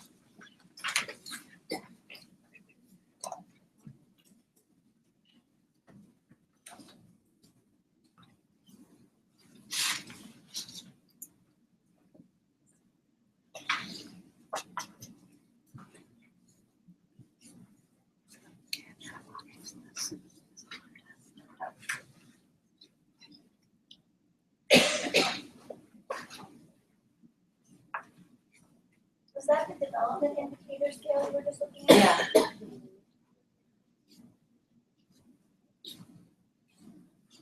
Yeah, if you took your assessment, you'll see, what you're really strong in, mastered, what might need work. And you don't want to be a 10 in all 25, because that doesn't matter. You want to really stay with your greatness. Or the claims. Or your client needs.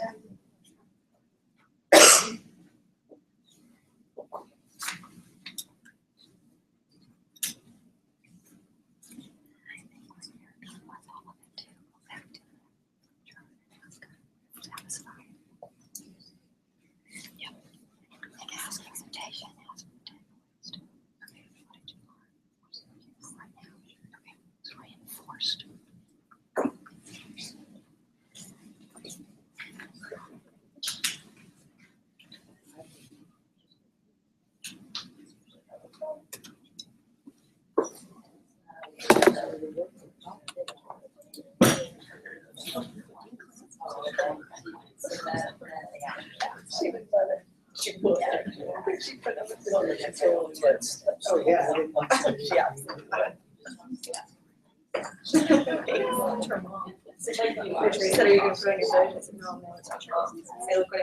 All right, let's bring it back together.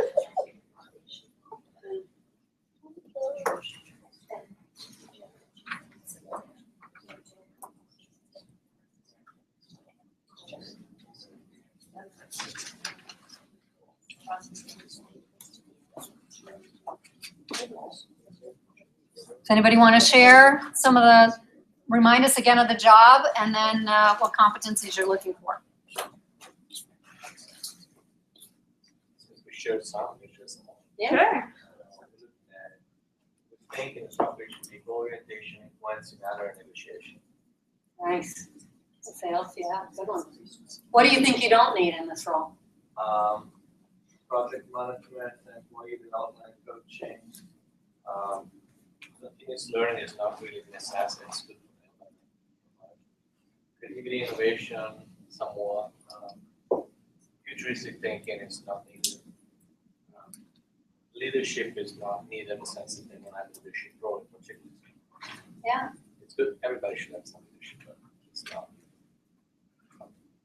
Can you see where some of our soft skills can hold us back if we're in a job that doesn't ask for it? We want to do it. If we're high in leadership and it's not, the job's not asking, guess what? I'm going to be in everybody's business because I want to help you grow. That's exactly that. If you're in a position like that, Yeah. it'd be a problem. That's the primary. It doesn't make them a bad human, doesn't make it a bad job, it's just not the right fit. So that's what it's all about. Great share. Anybody else want to share one of theirs? Question? Yeah. Rather than a contribution. If I'm. That's a contribution. Yeah, it might be, should be. So if I'm running or owning a small business, I want to hire people that think like a business owner. Is that something you have to, when you recruit, that has to be part of their nature, or can that be taught? To see the value of, from an ownership position in your job? So ownership is going to be a little bit entrepreneurial, just depends on what your definition is. Management, leadership, that Yeah. kind of thing. Does that have to, can that be taught, or does that have to be a part of the package? So the more it's part of the package, the more it's going to be a long-term fit. We're always looking for the greatest alignment. When we have that great alignment, and it's all these sciences, you know, I get to act the way I want to act. That's in concert with who I am. The job is motivating me in a way that matters to me in my heart and my soul. I feel good when I put my head on the pillow at night. And it's using the soft skills that come really naturally and easily to me. Then I'm the robot you're looking for. So can you teach it? Yeah, we can do class. I mean, all of us are going to be smarter walking out this door for the conversation that we have. All of us are going to be a little bit different in terms of our listening, in terms of our personal accountability, anything we touched on. And so we could maybe go from a B+ to an A-, but you're not going to take me from a D and make it an A. So the more alignment and science and art that you put together from day one, the more happy the campers are. Yeah. Okay, so who's willing to kind of take us through their whole lineup? Here's the job title, here's my 2 accountabilities for it, here's what I see as the behaviors, here's what I see as the motivators, and here's what I see as the competencies I'm looking for. Let's just have somebody kind of walk us through that whole. Yes, please. So my job is loan officer. And are we gonna go through the Yep. list as well? Yeah, go for it. All right, high D, high I, and low S. So ambitious, enthusiastic, and also flexible. I'd say the driving forces would be utilitarian and be on the resourceful side, sort of in the middle of the social aspect of it all, and maybe in the middle of the individualistic as well. And then I'd say the competencies would be influencing others, problem solving, and time and priority management. Nice. How does that feel now that you've spent time working on this? Yeah, it feels good. You have a clear vision of who you want to talk to and sit in front of. Yeah. So when you go through interviews, you don't have to linger. And you have more clarity with those key accountabilities up front. You have more clarity for the person. Here's what this job's all about. Is that something you want to do all day? Yeah. Yeah. Good, really good example. I hope you guys are kind of feeling that. And I just want you to know that for the third part, complete leader has all 25 of the competencies, and this is what we use for sort of culture development. Okay. So quickly, now we're beginning to see how to attract the right person to the right job in the first place. We're ready to recruit because we know what we're looking for. We've provided an interview guide. I just took a sampling of some of the things that I think can work in many jobs. Because when you do this formally, you actually get questions that matter to the job you're hiring for. So you want to ask relevant questions to the motivators you want, the behaviors you want, and the competencies that you want. So that's another sort of gift for you guys. And so real quick little test here, okay? So now let's test your knowledge. DISC, a lot of people knew DISC already. We've got a media commission sales job, and this is their two, candidate A and candidate B. Bless you, bless you. So far, who are you gonna hire? What's your thinking? Bless you. Who would you, this is behavior, they're pretty similar. What do you think about this? Commission sales. I'd go with the one on the right. Go the one on the right because? ID, so they're very, very results driven, but they also got a little bit higher IDs. They're gonna be a little bit more gregarious, a little bit more kind of that charming, outgoing, which means that hopefully they'll be able to kind of get the sale through a little bit more focus on the customer. Yeah, okay. And with the C and the I, even just a little bit more, C and the S, there's gonna hopefully be a little tiny consistency to detail. Not so much detail on that They might side. actually stick Very with the similar. version. Yeah. Who else has some other thoughts? Do you have a preference, Rich? Well, according to your thing here, the low S, which is the green on the right, is more flexible and eager. So to me, that corresponds better with the person who's the intuitive and relational. That, if things don't go quite right, they just kind of float in and out of the relationships. Well, who think? Yeah. I don't like either one.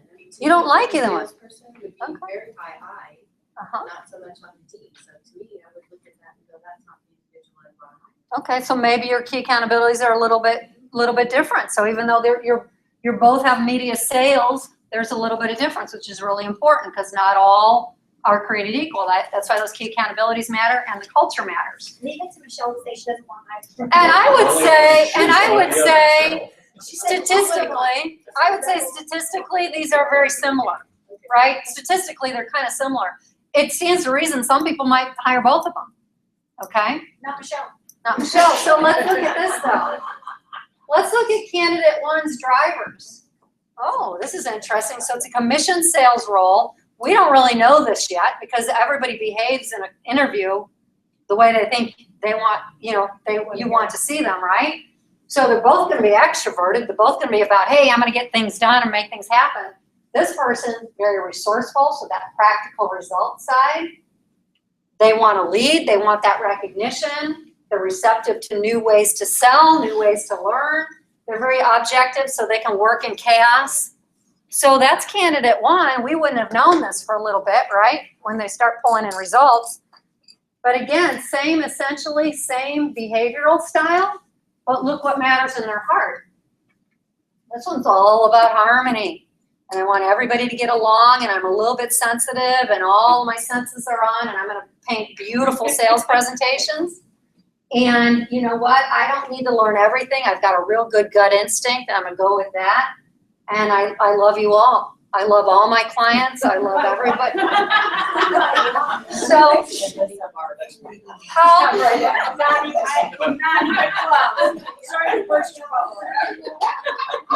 so these are real people. These are real people. Now that you know a little bit more, who would you choose? One or two? I want to be Three. No, you don't. Three. I think it depends on the product. Well, so we're saying media sales, so we're saying full on, commission only, media sales. One. Okay. Yeah, because this person's not gonna, they're gonna languish in that role, right? Yeah. Now let's switch it up. What if it's high-end jewelry sales?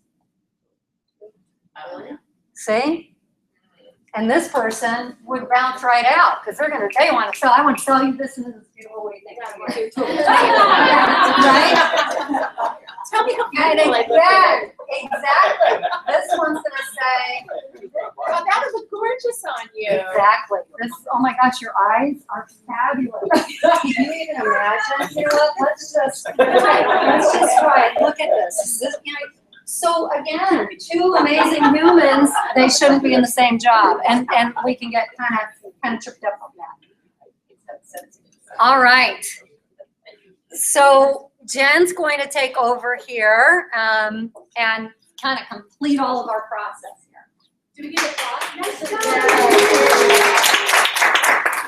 Thank you, Mindy. So now that we have our superior performers, we picked the right person, they do have potential. We want to make sure that they continue to show their best and do their best. We want to keep them motivated, and maybe we don't want to keep doing the carrots and sticks. So let's talk a little bit about that. I want to share with you a book that was actually asked of me when I started my company. I was asked over and over again, did you start your company based on the book Drive and how people are motivated at work? And I was asked so many times, I said, you know, maybe I should read this book. so I picked it up, and I don't like to write in books. You'll probably start to figure out my own disc. I don't like to write in books because like that kind of ruins it. It's not perfect anymore. But I wrote all over this with Post-its, right? So that I could Take them all. that was as close as I could get, right? Exactly. Color little Post-its. Anyways, that was a good sign for me that I really enjoyed it. What I loved about this book is, again, another recommendation if you're looking how to motivate people at work. What's great is it gives the science behind why we do what we do and why traditional motivation doesn't work. So it gave the history and the science to what I instinctivly was doing, if you remember, with volunteers and how to get them motivated, and what I was doing with students to get them motivated in their classrooms and to have teachers motivate them. Because that's not a motivation of money.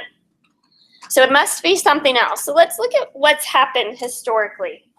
When we look at how do we get to where we're at traditionally, and most people in America and the way we motivate actually started from in the Industrial Revolution. It's coming from the time of the assembly line, when what we needed for people is to be robots in a much more traditional way, not the way we're looking at here, how do we get our perfect person, but it was do the same thing over and over and over again. And so how did we motivate them? We rewarded them when they did the same thing perfectly, and we punished them when we didn't. Punishment all the way towards firing, and reward towards raises. And these are still what we're seeing, a lot of ways we motivate people today. The problem is, this is like a carrot and stick thing. You've heard like motivation through carrot and stick, is that carrot is getting that reward and that stick is that punishment. When you have today's workplace, bless you, it's okay, you can sneeze. We are not assembly workers. We're creative thinkers. We need people to be more problem solvers, not just do the same thing. We want them to see beyond just their task in front of them. So as our workforce has evolved and the tasks that we need them to do, what we forgot to do is evolve our way of motivating. We're still back in the Industrial Revolution. So what we want to know is, what do people really need? And you may be familiar with Maslow's needs. It is in your handouts, the triangle. So this is something you might have heard before. But with Maslow, Abraham Maslow is a social scientist who came up with this idea of what is, as he calls it, the hierarchy of our needs as humans. I don't like to see it as a hierarchy so much anymore. I think that nowadays we are looking at less of, I get this, then I get this, then I get this. So I'm going to kind of twist that on you a little bit, but these are the things we need as humans. So we're gonna walk through them together. As a human, we need food, water, shelter, warmth, etc. So how do we provide that need, meet that need at work? Through money. That's what pays the bills.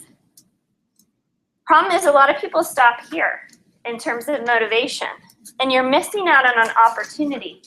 If people can come to work to get their needs met, not just their monetary needs met, their physical needs met, if you will, if they can get other needs met, they're gonna wanna continue to come back. So they're doing a great job, and they're gonna wanna keep coming back.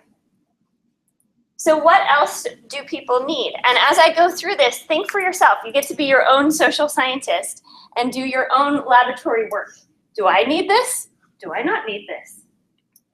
The next categories are safety, feeling secure, being in control, not controlled, having your health, you're employed, that sense of security.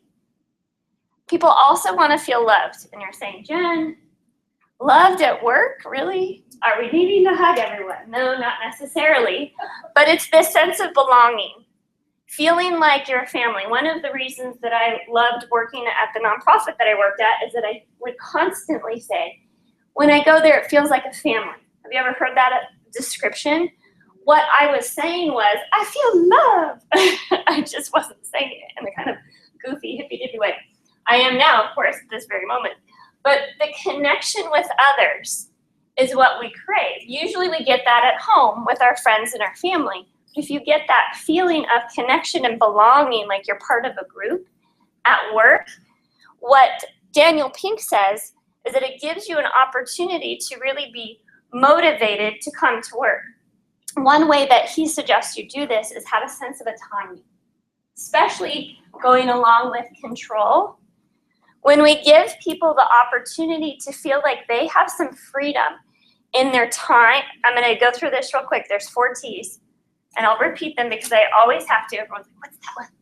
And now I'm going to test myself, see if I can remember them. Task, what they're doing, their time, when they're doing it, their team, who they're doing it with, and their technique, how they're doing it. Do you have to give autonomy in all of them? No. Is it nice? Yes. But it's autonomy with boundaries. So your boundaries come from defining what their position is and keep it within there, but let their ability to do their best, give them some freedom in that. If they really need to have some flexibility in their schedule and they can do a better job of it, why would you say no if that's going to motivate them? So Pink for Daniel Pink and what he's suggesting in terms of how do we translate this into work. Did everyone see that, hey, I might need that too? Or no? Yes. Okay, social scientist hat, still on. Next is self-esteem, recognition, accomplishment, feeling a sense of mastery, that you have confidence, you're getting respect. This is very easy to see how we would want this at work, and to be able to be recognized for your talents. When you're first put in the position correctly, then what you want to do is be able to feel like you're a master of your position, knowing the right key accountabilities that you are made for them and that your competencies align will allow for you to have this sense of mastery. So giving people an opportunity to master what they're already great at and feel that, be recognized, be appreciated for it. I'll give you one little tip. Appreciation is often like, oh, thank you, good job, great job. Sound familiar? That's okay. It's better than nothing. But one very simple, very profound way to improve appreciation is to be specific. Mindy, I really appreciated how you were able to engage the audience, allow for them to learn from each other, versus, Mindy, you did such a great job. Do you feel the difference? It gives her a sense of mastery, and all I did was be specific. You're already thinking it, so just say it all out loud. Make a huge, huge difference. So opportunity for mastery, and that's why selecting and doing this homework, if you will, before you hire is so important because it's easier for people to come and mastering their position. Next is self-actualization, which is a really big word that I'm pretty proud to say I finally can say it. And I even can define it. But it's that sense of really kind of being in the zone. They talk about that a lot in sports. Just knowing that this is why I was put on this planet and this is what I'm meant to do. It's your fulfillment, your creativity. I used to think I wasn't creative. Remember that accounting thing? And then I realized I am creative in my own ways. I'm really good at putting together like spreadsheets and PowerPoints. Okay, dorky creative, but still counts. It does count. Mindy was watching me with PowerPoint. She's like, wow. I'm like, yes, yes, my mastery and my creativity. But this is your purpose. Again, if there's the motivators, the why, the heart behind it, what's driving them? Connect that to their work as you're doing the work. So we've hired them, trained them. These are the daily practices. This is how you keep those good people. Any questions about that? Okay, so I don't have time, even if we were here for the next 2 days, to get you all of these pieces, and neither does Mindy, right? We got you started.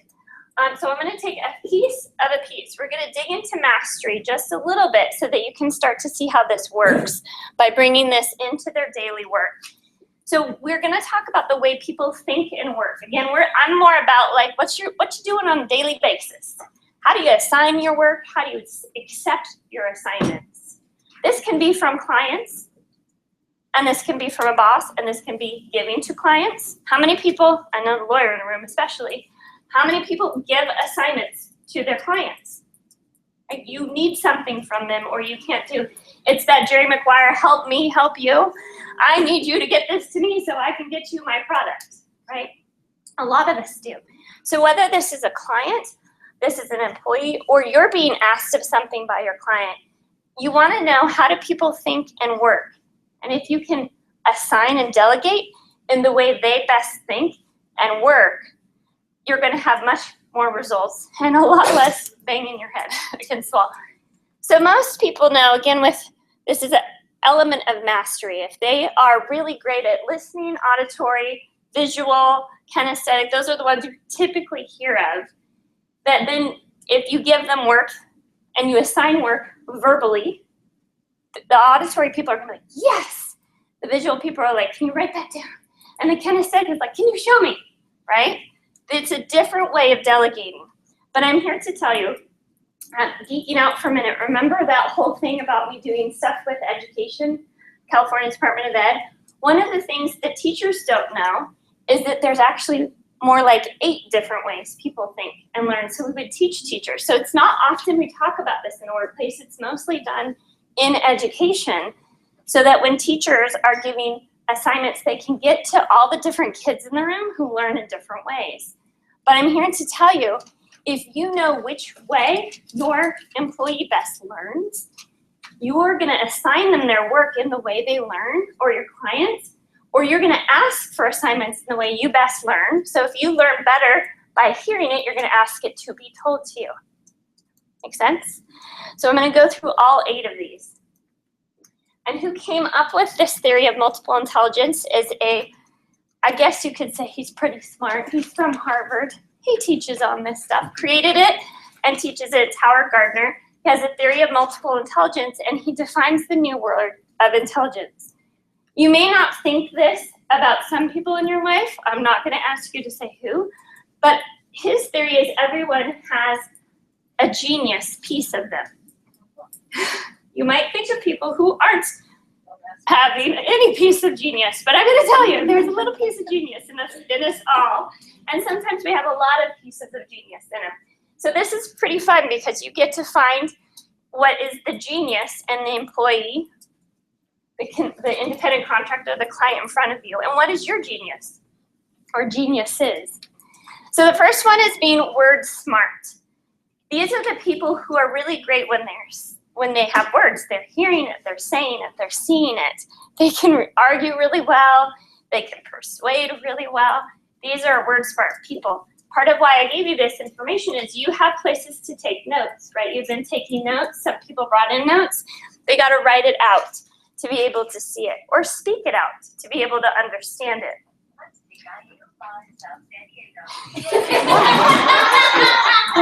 What is that?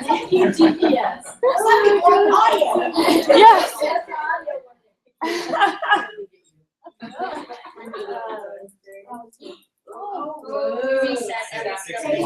She's giving us the full experience. I know. Really gets her attention. Because then at 6 o'clock, exactly. Ah, and it's back. Now we have given a 1 hour timer at 6, 7, 8, 9. Okay. We won't be here that long. Not 9 for sure. Logical and math smart, number smart. This is the one when I had taught this for years before I took an assessment, and I thought, oh boy, I'm going to be super high in that. I love math, very logical, very analytical, and it was decently high. I'll share with you later which one was higher, so surprising. But what is really not just number people, and actually why I'm higher is because I still need a calculator, so doing math in my head kind of sucks. But what I'm really great at is putting patterns together, having order and logic. So don't just think, okay, this is a number person. It might be more those folks that are the steadfast, or they're task oriented, like we're talking about on DISC, and wanting to know, okay, how do I do this in order? So if you give a little bit of a chaotic instruction, these people are not going to do well. It might need to be written, it might need to be verbal, but in order. Make sense? If you're also this way, you just say, okay, tell me step 1, then 2. Thank you. Not 2, 4, 7. That'll drive me nuts. But they can reason. They can figure things out. And so the other thing too, I mentioned that you might be a critical thinker. You want to know why. And they may not need any more motivation than that, just to know, okay, well, why do I have to do this? How does that really make sense? So they want to know the why. So they can be rational, and it will make sense for them. Visual, spatial, these are the picture people. They want to see it. So you can see through PowerPoints, we've got some pictures. Can we cheer when we say that's us? Yes, please. You can also see too that part of why you have coloring and different colors, I've mentioned for those who need it, you want to highlight certain things. You have highlighters. Those are for our visual learners, because there's going to be helpful to see things, take notes as well. They can start to see it. But they also are really good at visualizing something. So my husband and I had our home custom built, and he's a much better visual person than me. And it was like, can't you just see this is our living room? I'm like, nope. I see trees. And when will we get rid of the trees? I still won't see it until you put a frame. So those people can see it before it's there, which is really great. So when you are delegating to that person, you want to draw that out. You want to make the representation. Maybe it's a pictorial. Maybe it's just writing out the whole system, whatnot. You want to be able to draw it out, or have them draw it out, because I'm not so great at drawing. But you can say, let's draw it out together. They'd be great when you're brainstorming on whiteboards too. This works in meetings as well. Kinesthetic. You are such a great example of our kinesthetic. Do you mind me picking on you? So can you just show your beautiful thing? Oh my gosh. That's pretty impressive. And the other thing, That's and again, impressive. what's It's a bug. It's a bug. It's a super bug. super bad. I appreciated him, you were be able to listen when you were doing that. Yes. We're not. So yes, that's yes. Yes, if you have some patience. I did put Play-Doh in there. For those of you who also need Play-Doh, I probably should have put it on my table because you might have been afraid to take it out. But I'd rather you make a super bug so you can listen to this be on your phone. The other thing he did is he rocked in his chair. Okay? It's okay. But I was paying attention. What's great about that, though, is that these are the things he needs to do to sit in a room for 2.5 hours and pay attention. Whereas part of why we would teach this to teachers and why we want to tell this to you as managers and people who are working with others, it doesn't mean he's not listening. In fact, he's listening better. Have you ever heard the shut up, sit down kind of way of being taught? not appropriate for certain people. My daughter is one of them. She's on the autistic spectrum. If she didn't have the chance to move, she could not listen. And so in fact, when you tell her to sit still, she's not listening, because now she's like, I have to sit still, I can't move, I have to sit still. She has no idea what the person said. So I bought her certain things and I worked it out with her teachers so that she takes Play-Doh to school. She has twisty ties. She has a little balance seat so she can move without distracting. Everybody wants all her toys, but I know, and in fact, when she was 2 and she went into preschool, I'm gonna try not to cry, dang it. When she went into preschool, she said, tell the teacher how you learned. She said, I learned by doing, because I just wanted them to know and I wanted her to advocate. And that's what we're saying is advocate. I need to just do it. I need to go in and try it out. Give me a demo space. Give me a chance to get in there and do it. So you want to let these people try it out, but give them some freedom. Maybe it's a beta site, they can't mess it up kind of thing, however that looks in your world. But have them try it out first. These are really, yeah. How do you determine, is it only through the assessment that you Well, one of your gifts is an assessment for this, but I figured it out just by watching him. So you can't see me very well, but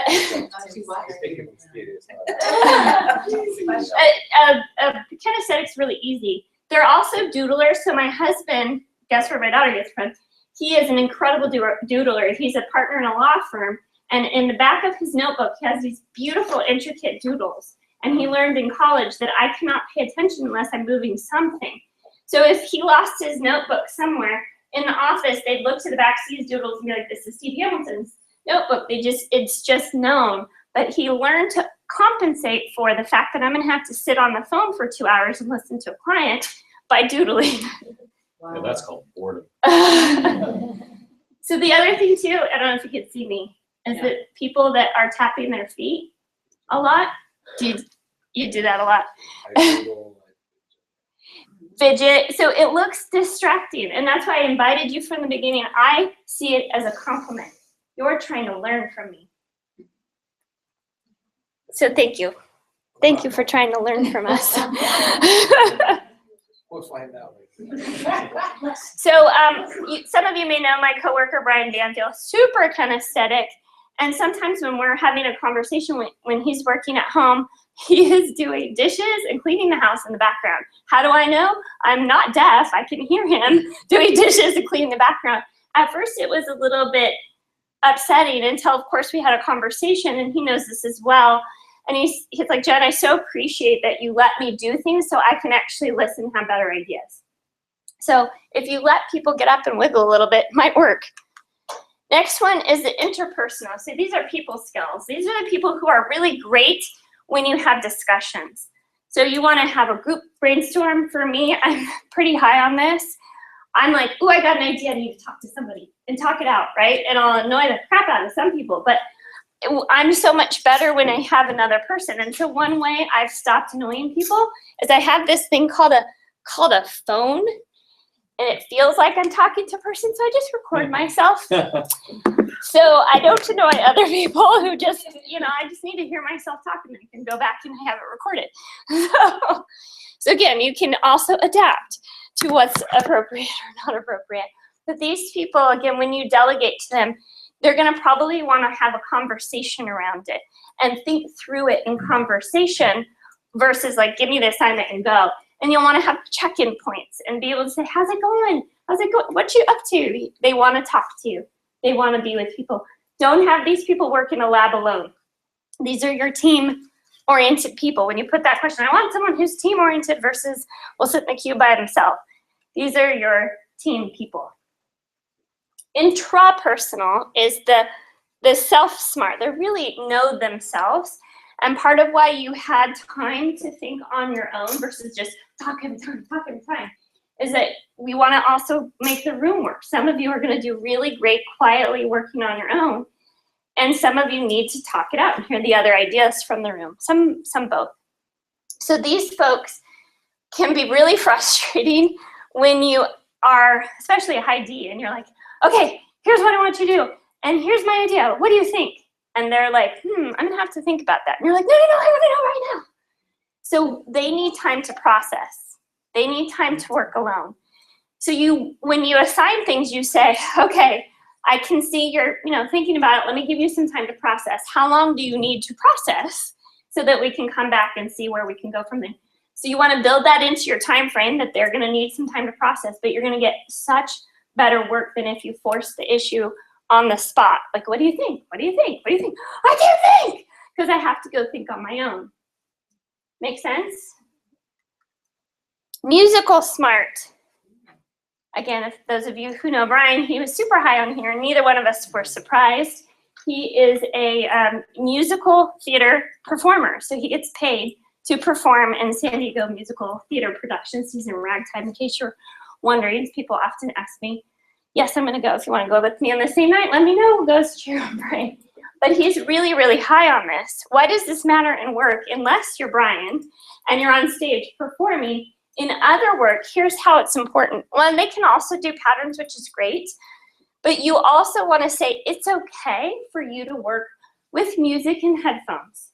They are not working. They are working better. So if they are great with music, encourage them to have music. They don't have to distract anyone else. That's what headphones are for. Yes? So my D has to ask, this is all assuming that their performance level is where it needs to be, correct? This will help them improve their performance level. If this is all assuming their performance level, because, I'm thinking about generational differences and some other things in the workplace right now, and I'm going, oh, okay, I'm trying to be inclusive, and you want to wear your headphones, and okay, great. And then we get to the end of the month, and okay, what the hell's going on? I mean, I hate to be so blunt, but then, So they may not be musically smart. They may be musically distracted. And trying to pull one over. I mean, let's be. Can I share on that? Yeah. So it's interesting. If I'm working, I actually cannot listen to music with lyrics. It distracts me. But if I have music with no lyrics, I focus. So it might be that they're getting distracted because it has lyrics. And so I do work better. I get on a beat and I'm on a beat going. But I also don't need to listen to music to work. If I start to learn a melody in a song that has lyrics, I start to learn the lyric. I can't listen to that song anymore because now I'm distracted listening to that lyric of the melody. So there's that very finite difference. I think that's what we're speaking to. Yeah. So going back to the point is mastery, using mastery for motivation. We are trying to get them to perform their best, to continue to do their best. If they're not doing better with music, it's not a treat, it's not a punishment, it's just not working. So that is no longer an option. Is in my world, what we're trying to do is see if someone is more musically smart, it's okay to have the music. In other words, what I'm trying to get you to do is not take away something that makes them better. Because without knowing this, that is a pretty fair assumption for most people. There's not that many musical smart people that are in an office because they're out doing what Brian's doing at night. So what you want to know is that person actually smarter, better with the music or not. In the case you're explaining, probably not. I'm the same way. If I'm in a Starbucks because I'm wanting to hear all these conversations, I'm such an interpersonal, I'm like, oh, what are you doing? Oh, what are you doing? What are you doing? I can't work there, so I'll put in my headphones, but it has to be instrumental because of my linguistics, I'm gonna start singing the words. So it's kind of like working it all out. And then we keep moving on because we got to get moving. So the next and last, although if you checked me, you'd say, Jen, there's 9. I know there's 9, but it doesn't really matter so much in a workplace. Well, the 9th one, if you're curious, is spirituality. People who are smart spiritually, they're a lot more with their instinctive gut. Doesn't work so great in the working world, so we just focus on these 8. But the last one is naturalistic, and you're like, well, Jen, how does that work in the world? One of the things that is interesting is that these are also pattern people. They can understand how things work, the life cycle of things. So they're going to understand what might happen. So these are great for planning. They're great for seeing what could go wrong, etc., because they can understand life cycles of how things come and go. But what's the best way to motivate them and encourage them is to give them some taste of the outdoors. And this is where if you have a high naturalistic person, it might just be okay to have lunch in an outdoor patio and just giving them a little taste of the outdoors, or encourage them to go take a walk outside when you need them to do some creative thinking. Or if that's not possible, ask them to put these pictures in their office and just take a moment and look at it as their creative thinking. Again, we're trying to get the best out of them. So this one's a little bit trickier. And I mentioned that there's an assessment. So I had been teaching this for, I don't know, over 10 years. And then I finally figured out there's this assessment, which I'm going to pass around a sheet. If you want to do this assessment, just give me your name, your email, phone number. That way I can not only give you the assessment link, it will also be a chance for us to do a debrief. So we'll go into how does this work and how would you delegate? Because you might already be thinking, oh, my employee is like this. How would I delegate to them? So we'll do that debrief. The cool thing is this assessment is out of education. So it's free every time, free, no matter what. It's part of an educational research study. So you'll get this result, and then you can do it with your staff. I don't care if you pass this one on. Don't do that with Mindy. Please. Will you give us the stuff to do it from? I mean, because I couldn't catch all this. Yeah, when we do the debrief, I'll get you all of that stuff. So because that's all you're gonna get with that, and then we'll have a conversation to say, what does this all mean? Can we get more of it? Can we get it again? Yeah, absolutely. Yeah, we'll reinforce it when we meet, which is just over the phone. It's no big deal, which is great. So here's me. This is me. I'm so colorful. We're all colorful. What this means is we're all genius. We all have some level. I've always seen something get hit, right? We're having something. Some are smaller, some are bigger. This actually does change over time. Education increases it. So one of the things that was surprising to me, I said I probably was going to be the highest in logical smart, but my interpersonal and my naturalistic, super high. So when I saw this, I was like, oh my God, I'm a hippie. I had no idea. I'm the first CPA hippie who loves people, but I know. So crazy. Well, you know, I'm a bit of a tree hugger. So there's a good reason, because it really works for me. I'm never going to call you a hippie now. It's okay. CPA, hippie that loves people. But what's great about it is that I've actually increased this over time. If I didn't, but I would guess if I tested myself before I met my husband, which was in high school, so a long time ago, it would have probably been really low, but he introduced me to this thing called hiking. Ever heard of it? Yes. So, and that's what really just started my love for nature. And I actually do totally dorked out here. I learned from the trees and the plants. And when I train for my half marathons, I love to go in my neighborhood. I live in Alpine. So people are like, why are you in Alpine? Hello, I'm a hippie. So I want to be around the trees and the plants. And I learn from it. I get so much inspiration for my business when I'm training for my half marathons, because I've got some kinesthetic in me, wherever it is, a little bit. But I thought it was more kinesthetic, but it was more that I was in nature, which was kind of cool. So anyways, that's why I say it's surprising, and you might think you know, but you might find something surprising. And when I switched my focus, knowing it more naturalistic, then I have some pictures, and I have lots of beautiful pictures in my office of nature. And I make sure that I stop. My kids are so funny. I'll be driving, I'm like, oh my gosh. I'm like, what? I said, look at the sky. It's so pretty. So I just know that that's part of me, and it makes me just sort of get motivated and more excited. And now I see them like, Lori, look at the sunset. It's so pretty. So you can, my point is, you can, and I'm increasing whether I like to or not, because they go camping in a tent with us and live in nature. And so I'm increasing it, even though my girly girl daughter didn't want to. Now she's totally like, I love dirt. Yes, you do. Yes, you do. I love it.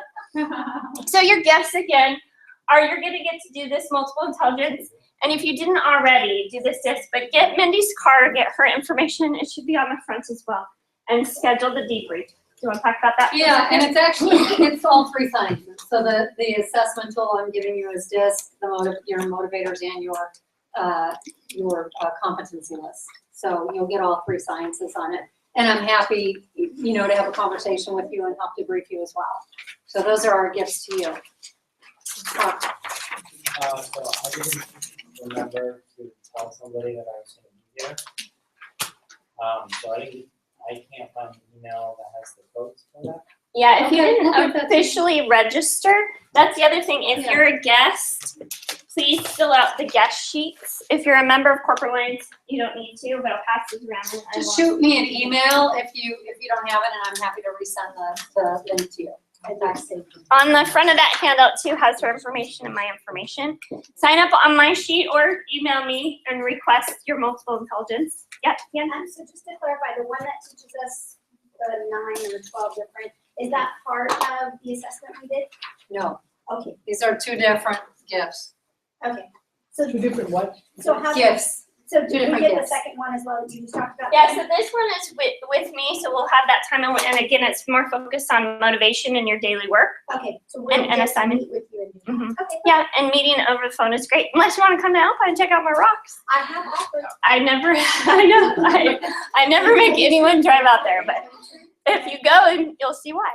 I had a question as far as the increasing your others. Mhm. So I was kind of following along and saw where I've done Colby, so I know it's like long line, short line.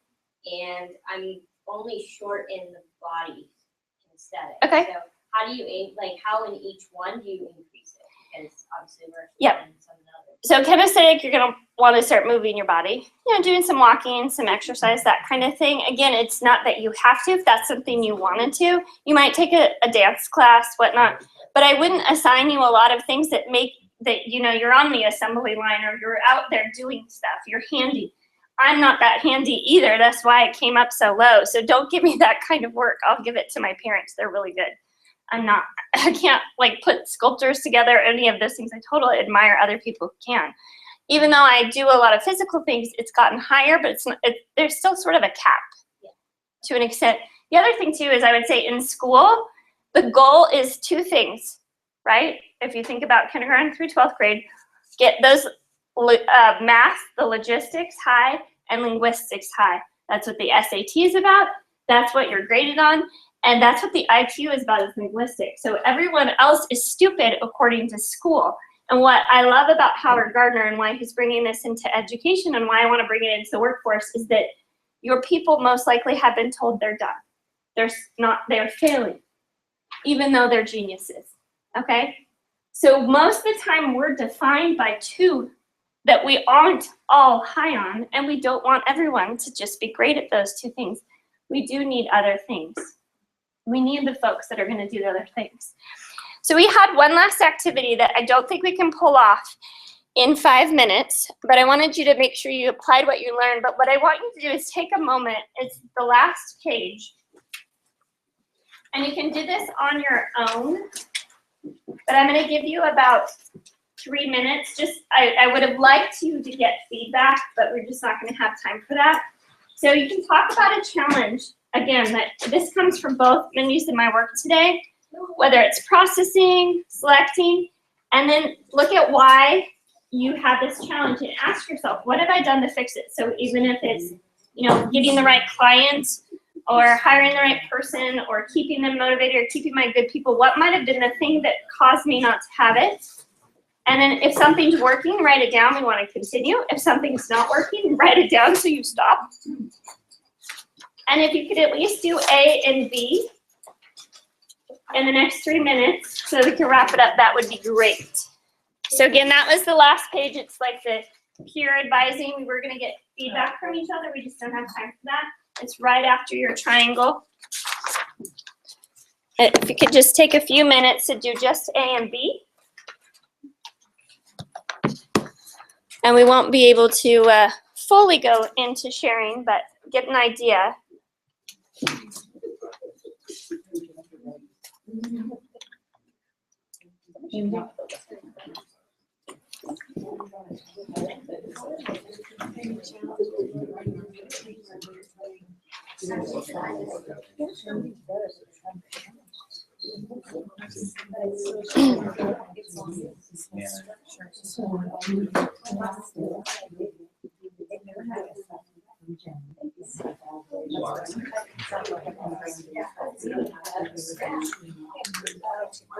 Oh, is that the guest? Great. Any other guests of Corporate Alliance, non-Corporate Alliance member? For the, just say the employee work start.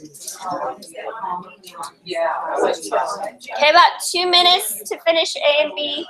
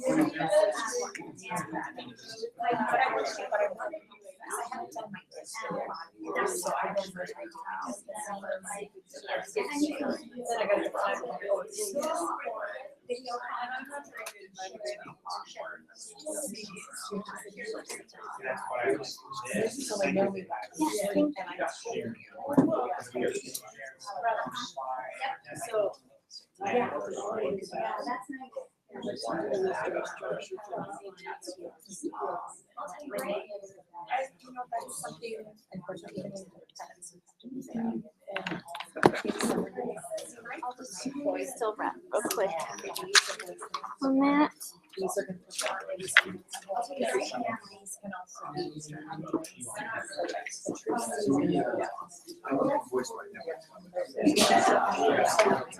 Okay, take your last notes. We're gonna come back. So if you have one more thing to write down on your A or B.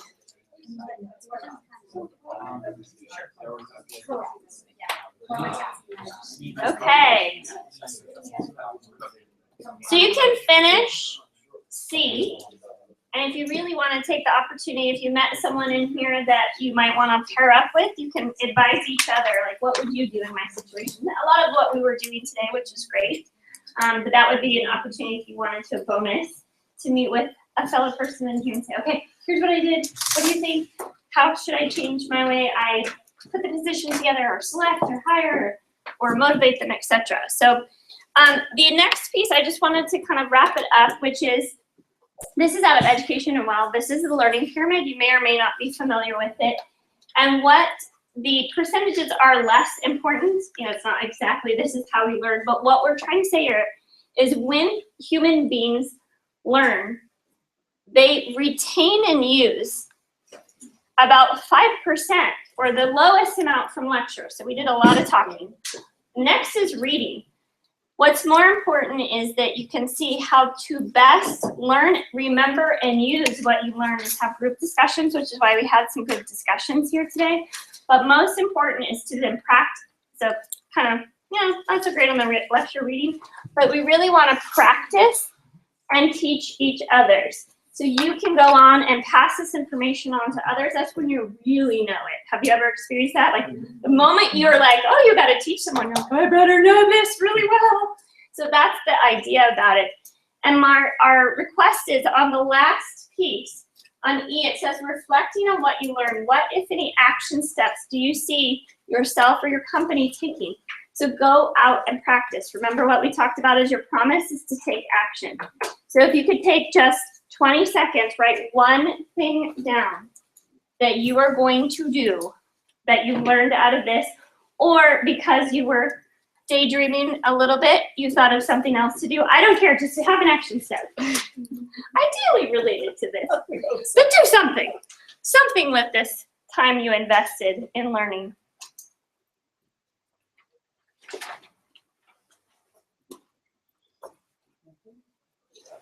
No.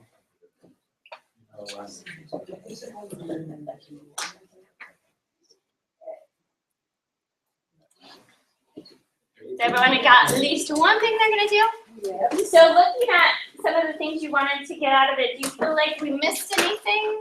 How to keep some of the best talent, understanding and increasing communication, how to increase my current teams. Do you guys feel like anything's missing? Any last questions? We good? one last aha. Anyone want to share something like, oh, this was surprising, or this is one thing I learned, or maybe even your action step? Yeah. I think my big takeaway was I approached this with a lot of baggage about my perceptions of previous experiences. For example, I don't like high needs. I've had really bad experiences with high needs. I don't like hiring high needs. I need a high need in the role that we need to fill. And so I'm always trying to contain them in advance because I find them to be disruptive. But I think for me, I learned that you need to look at the driving force and the competencies as well. I didn't know Heidi could be harmonious, which is one of the examples you had. Yeah. And I think maybe more of who I want to necessarily interact with isn't necessarily what we need for this role. So, Great. Thank you for sharing. Mindy, did What's you have- another takeaway? Just one more. I like what you said about everybody's a G, and some things should reinforce a lot of the things that I discovered just recently.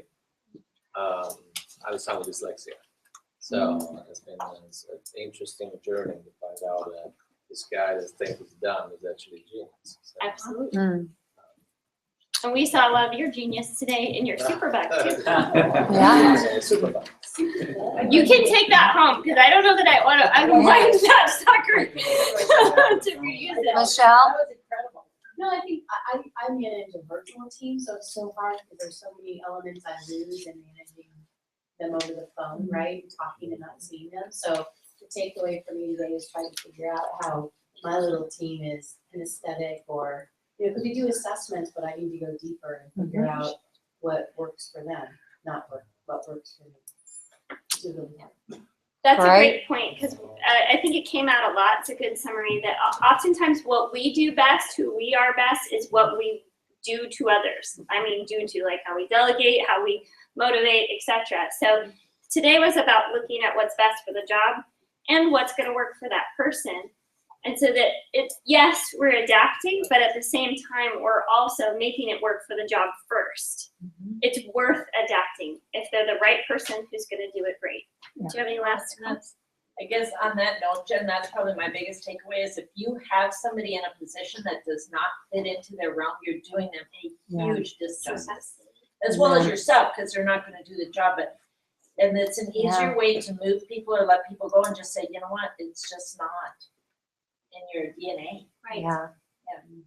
As difficult as it can be, it could be a gift that they can go do something that's better fit. And you're usually keeping them because it's you. You're saying, I don't want to be mean. Yeah. And you're doing the service is a fabulous word for it. They have gifts that they'll be better spent. Derek? I learned so many great things today, so thank you, guys. I felt like it was very much a lesson in etymology, the study of words. And I think a lot of business owners are probably here today, and we're all very jaded by past experiences. I have a hard time learning sometimes because I learned how to speak Mandarin, like better than my English Mandarin. I lived in China, I lived in New Zealand, and was teaching English to Chinese people, and that has really put me back when it comes to hearing so many important words, like the words we're learning today. So when I read a book, there's 3 things I get hung up on. Someone's using the word the wrong way. And from learning language and studying Mandarin, I'm like, you're using the word the wrong way. And it would drive me crazy when, I had to teach someone how to speak English. And I'm like, that's not really how we use that word. Or they're using words in the wrong order. Or they're using what I call SULs, which is sexy but unnecessarily excessive lists. So big, long lists of things. So even like Maslow's list is kind of in the wrong order. If you yeah, and so I learned a ton because I think we're all embarking on this journey of this etymology lesson, right? And we're trying to understand these words and how they apply to other humans that understand the word. It's like describing salt. Like we have to use words to define words, and it's like describing what salt tastes like with just using words. Does that make sense? Yeah. So sorry to end on a weird, complicated caveat, but like We're just going to go back that you learned a lot. I learned a lot. That was my takeaway. Yeah, that was it. But I'm kind of like hung up on a lot of the words from this. I don't want to say anything, because I'm jealous. Yeah. Yeah, you're probably using the wrong words. So that was mine is trying to like use DISC in a real practical, pragmatic way with employees when there's really solid takeaways like Renee just shared, and sometimes you just have to go with your gut, or sometimes you really just have to go, hey, this is my industry and this is our culture, and you know, this is at least what we know, and all this other crazy fancy stuff is kind of hardcore sometimes. But I think that's probably, can I plug it and make it work for you guys? This is probably why we hire pros, right? So they can describe these words a little bit more for us and help us jaded and business owners that are getting hung up on words a little bit too much. You know? Absolutely, yeah, thank you. Yes.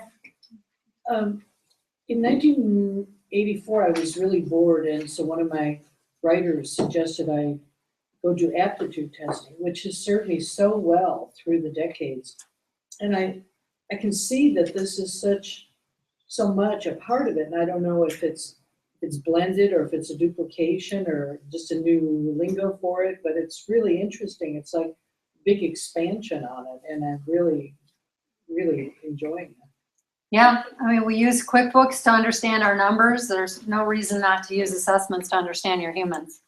You know, they're the most valuable asset you have, and they're the Well, I'm asset learning that so much about grows. myself with this. Yeah.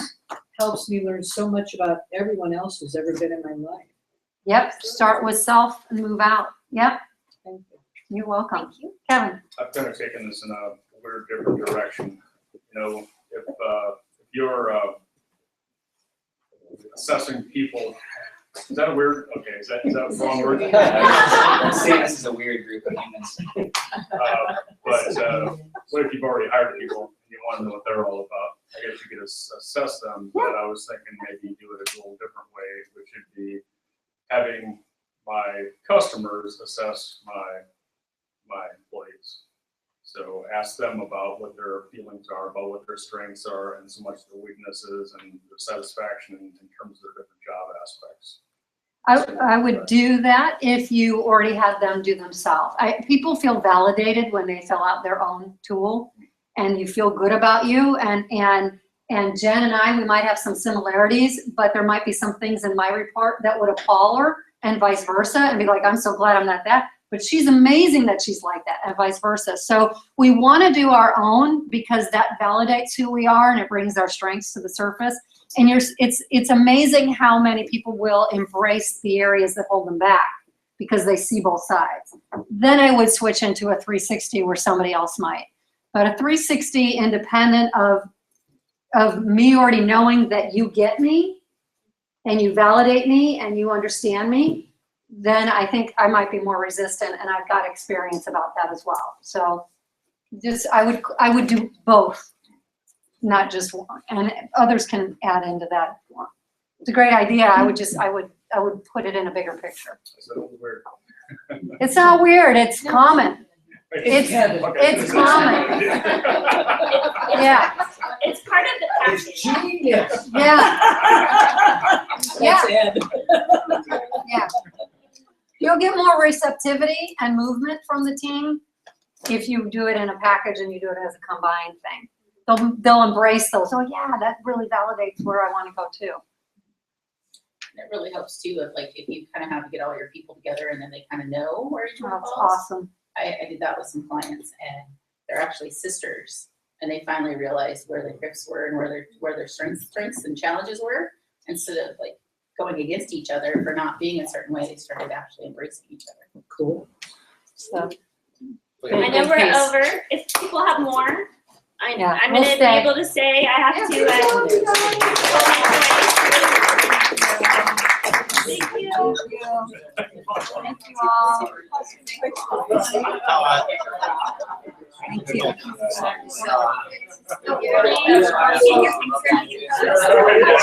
Thank you. Good. Appreciate it.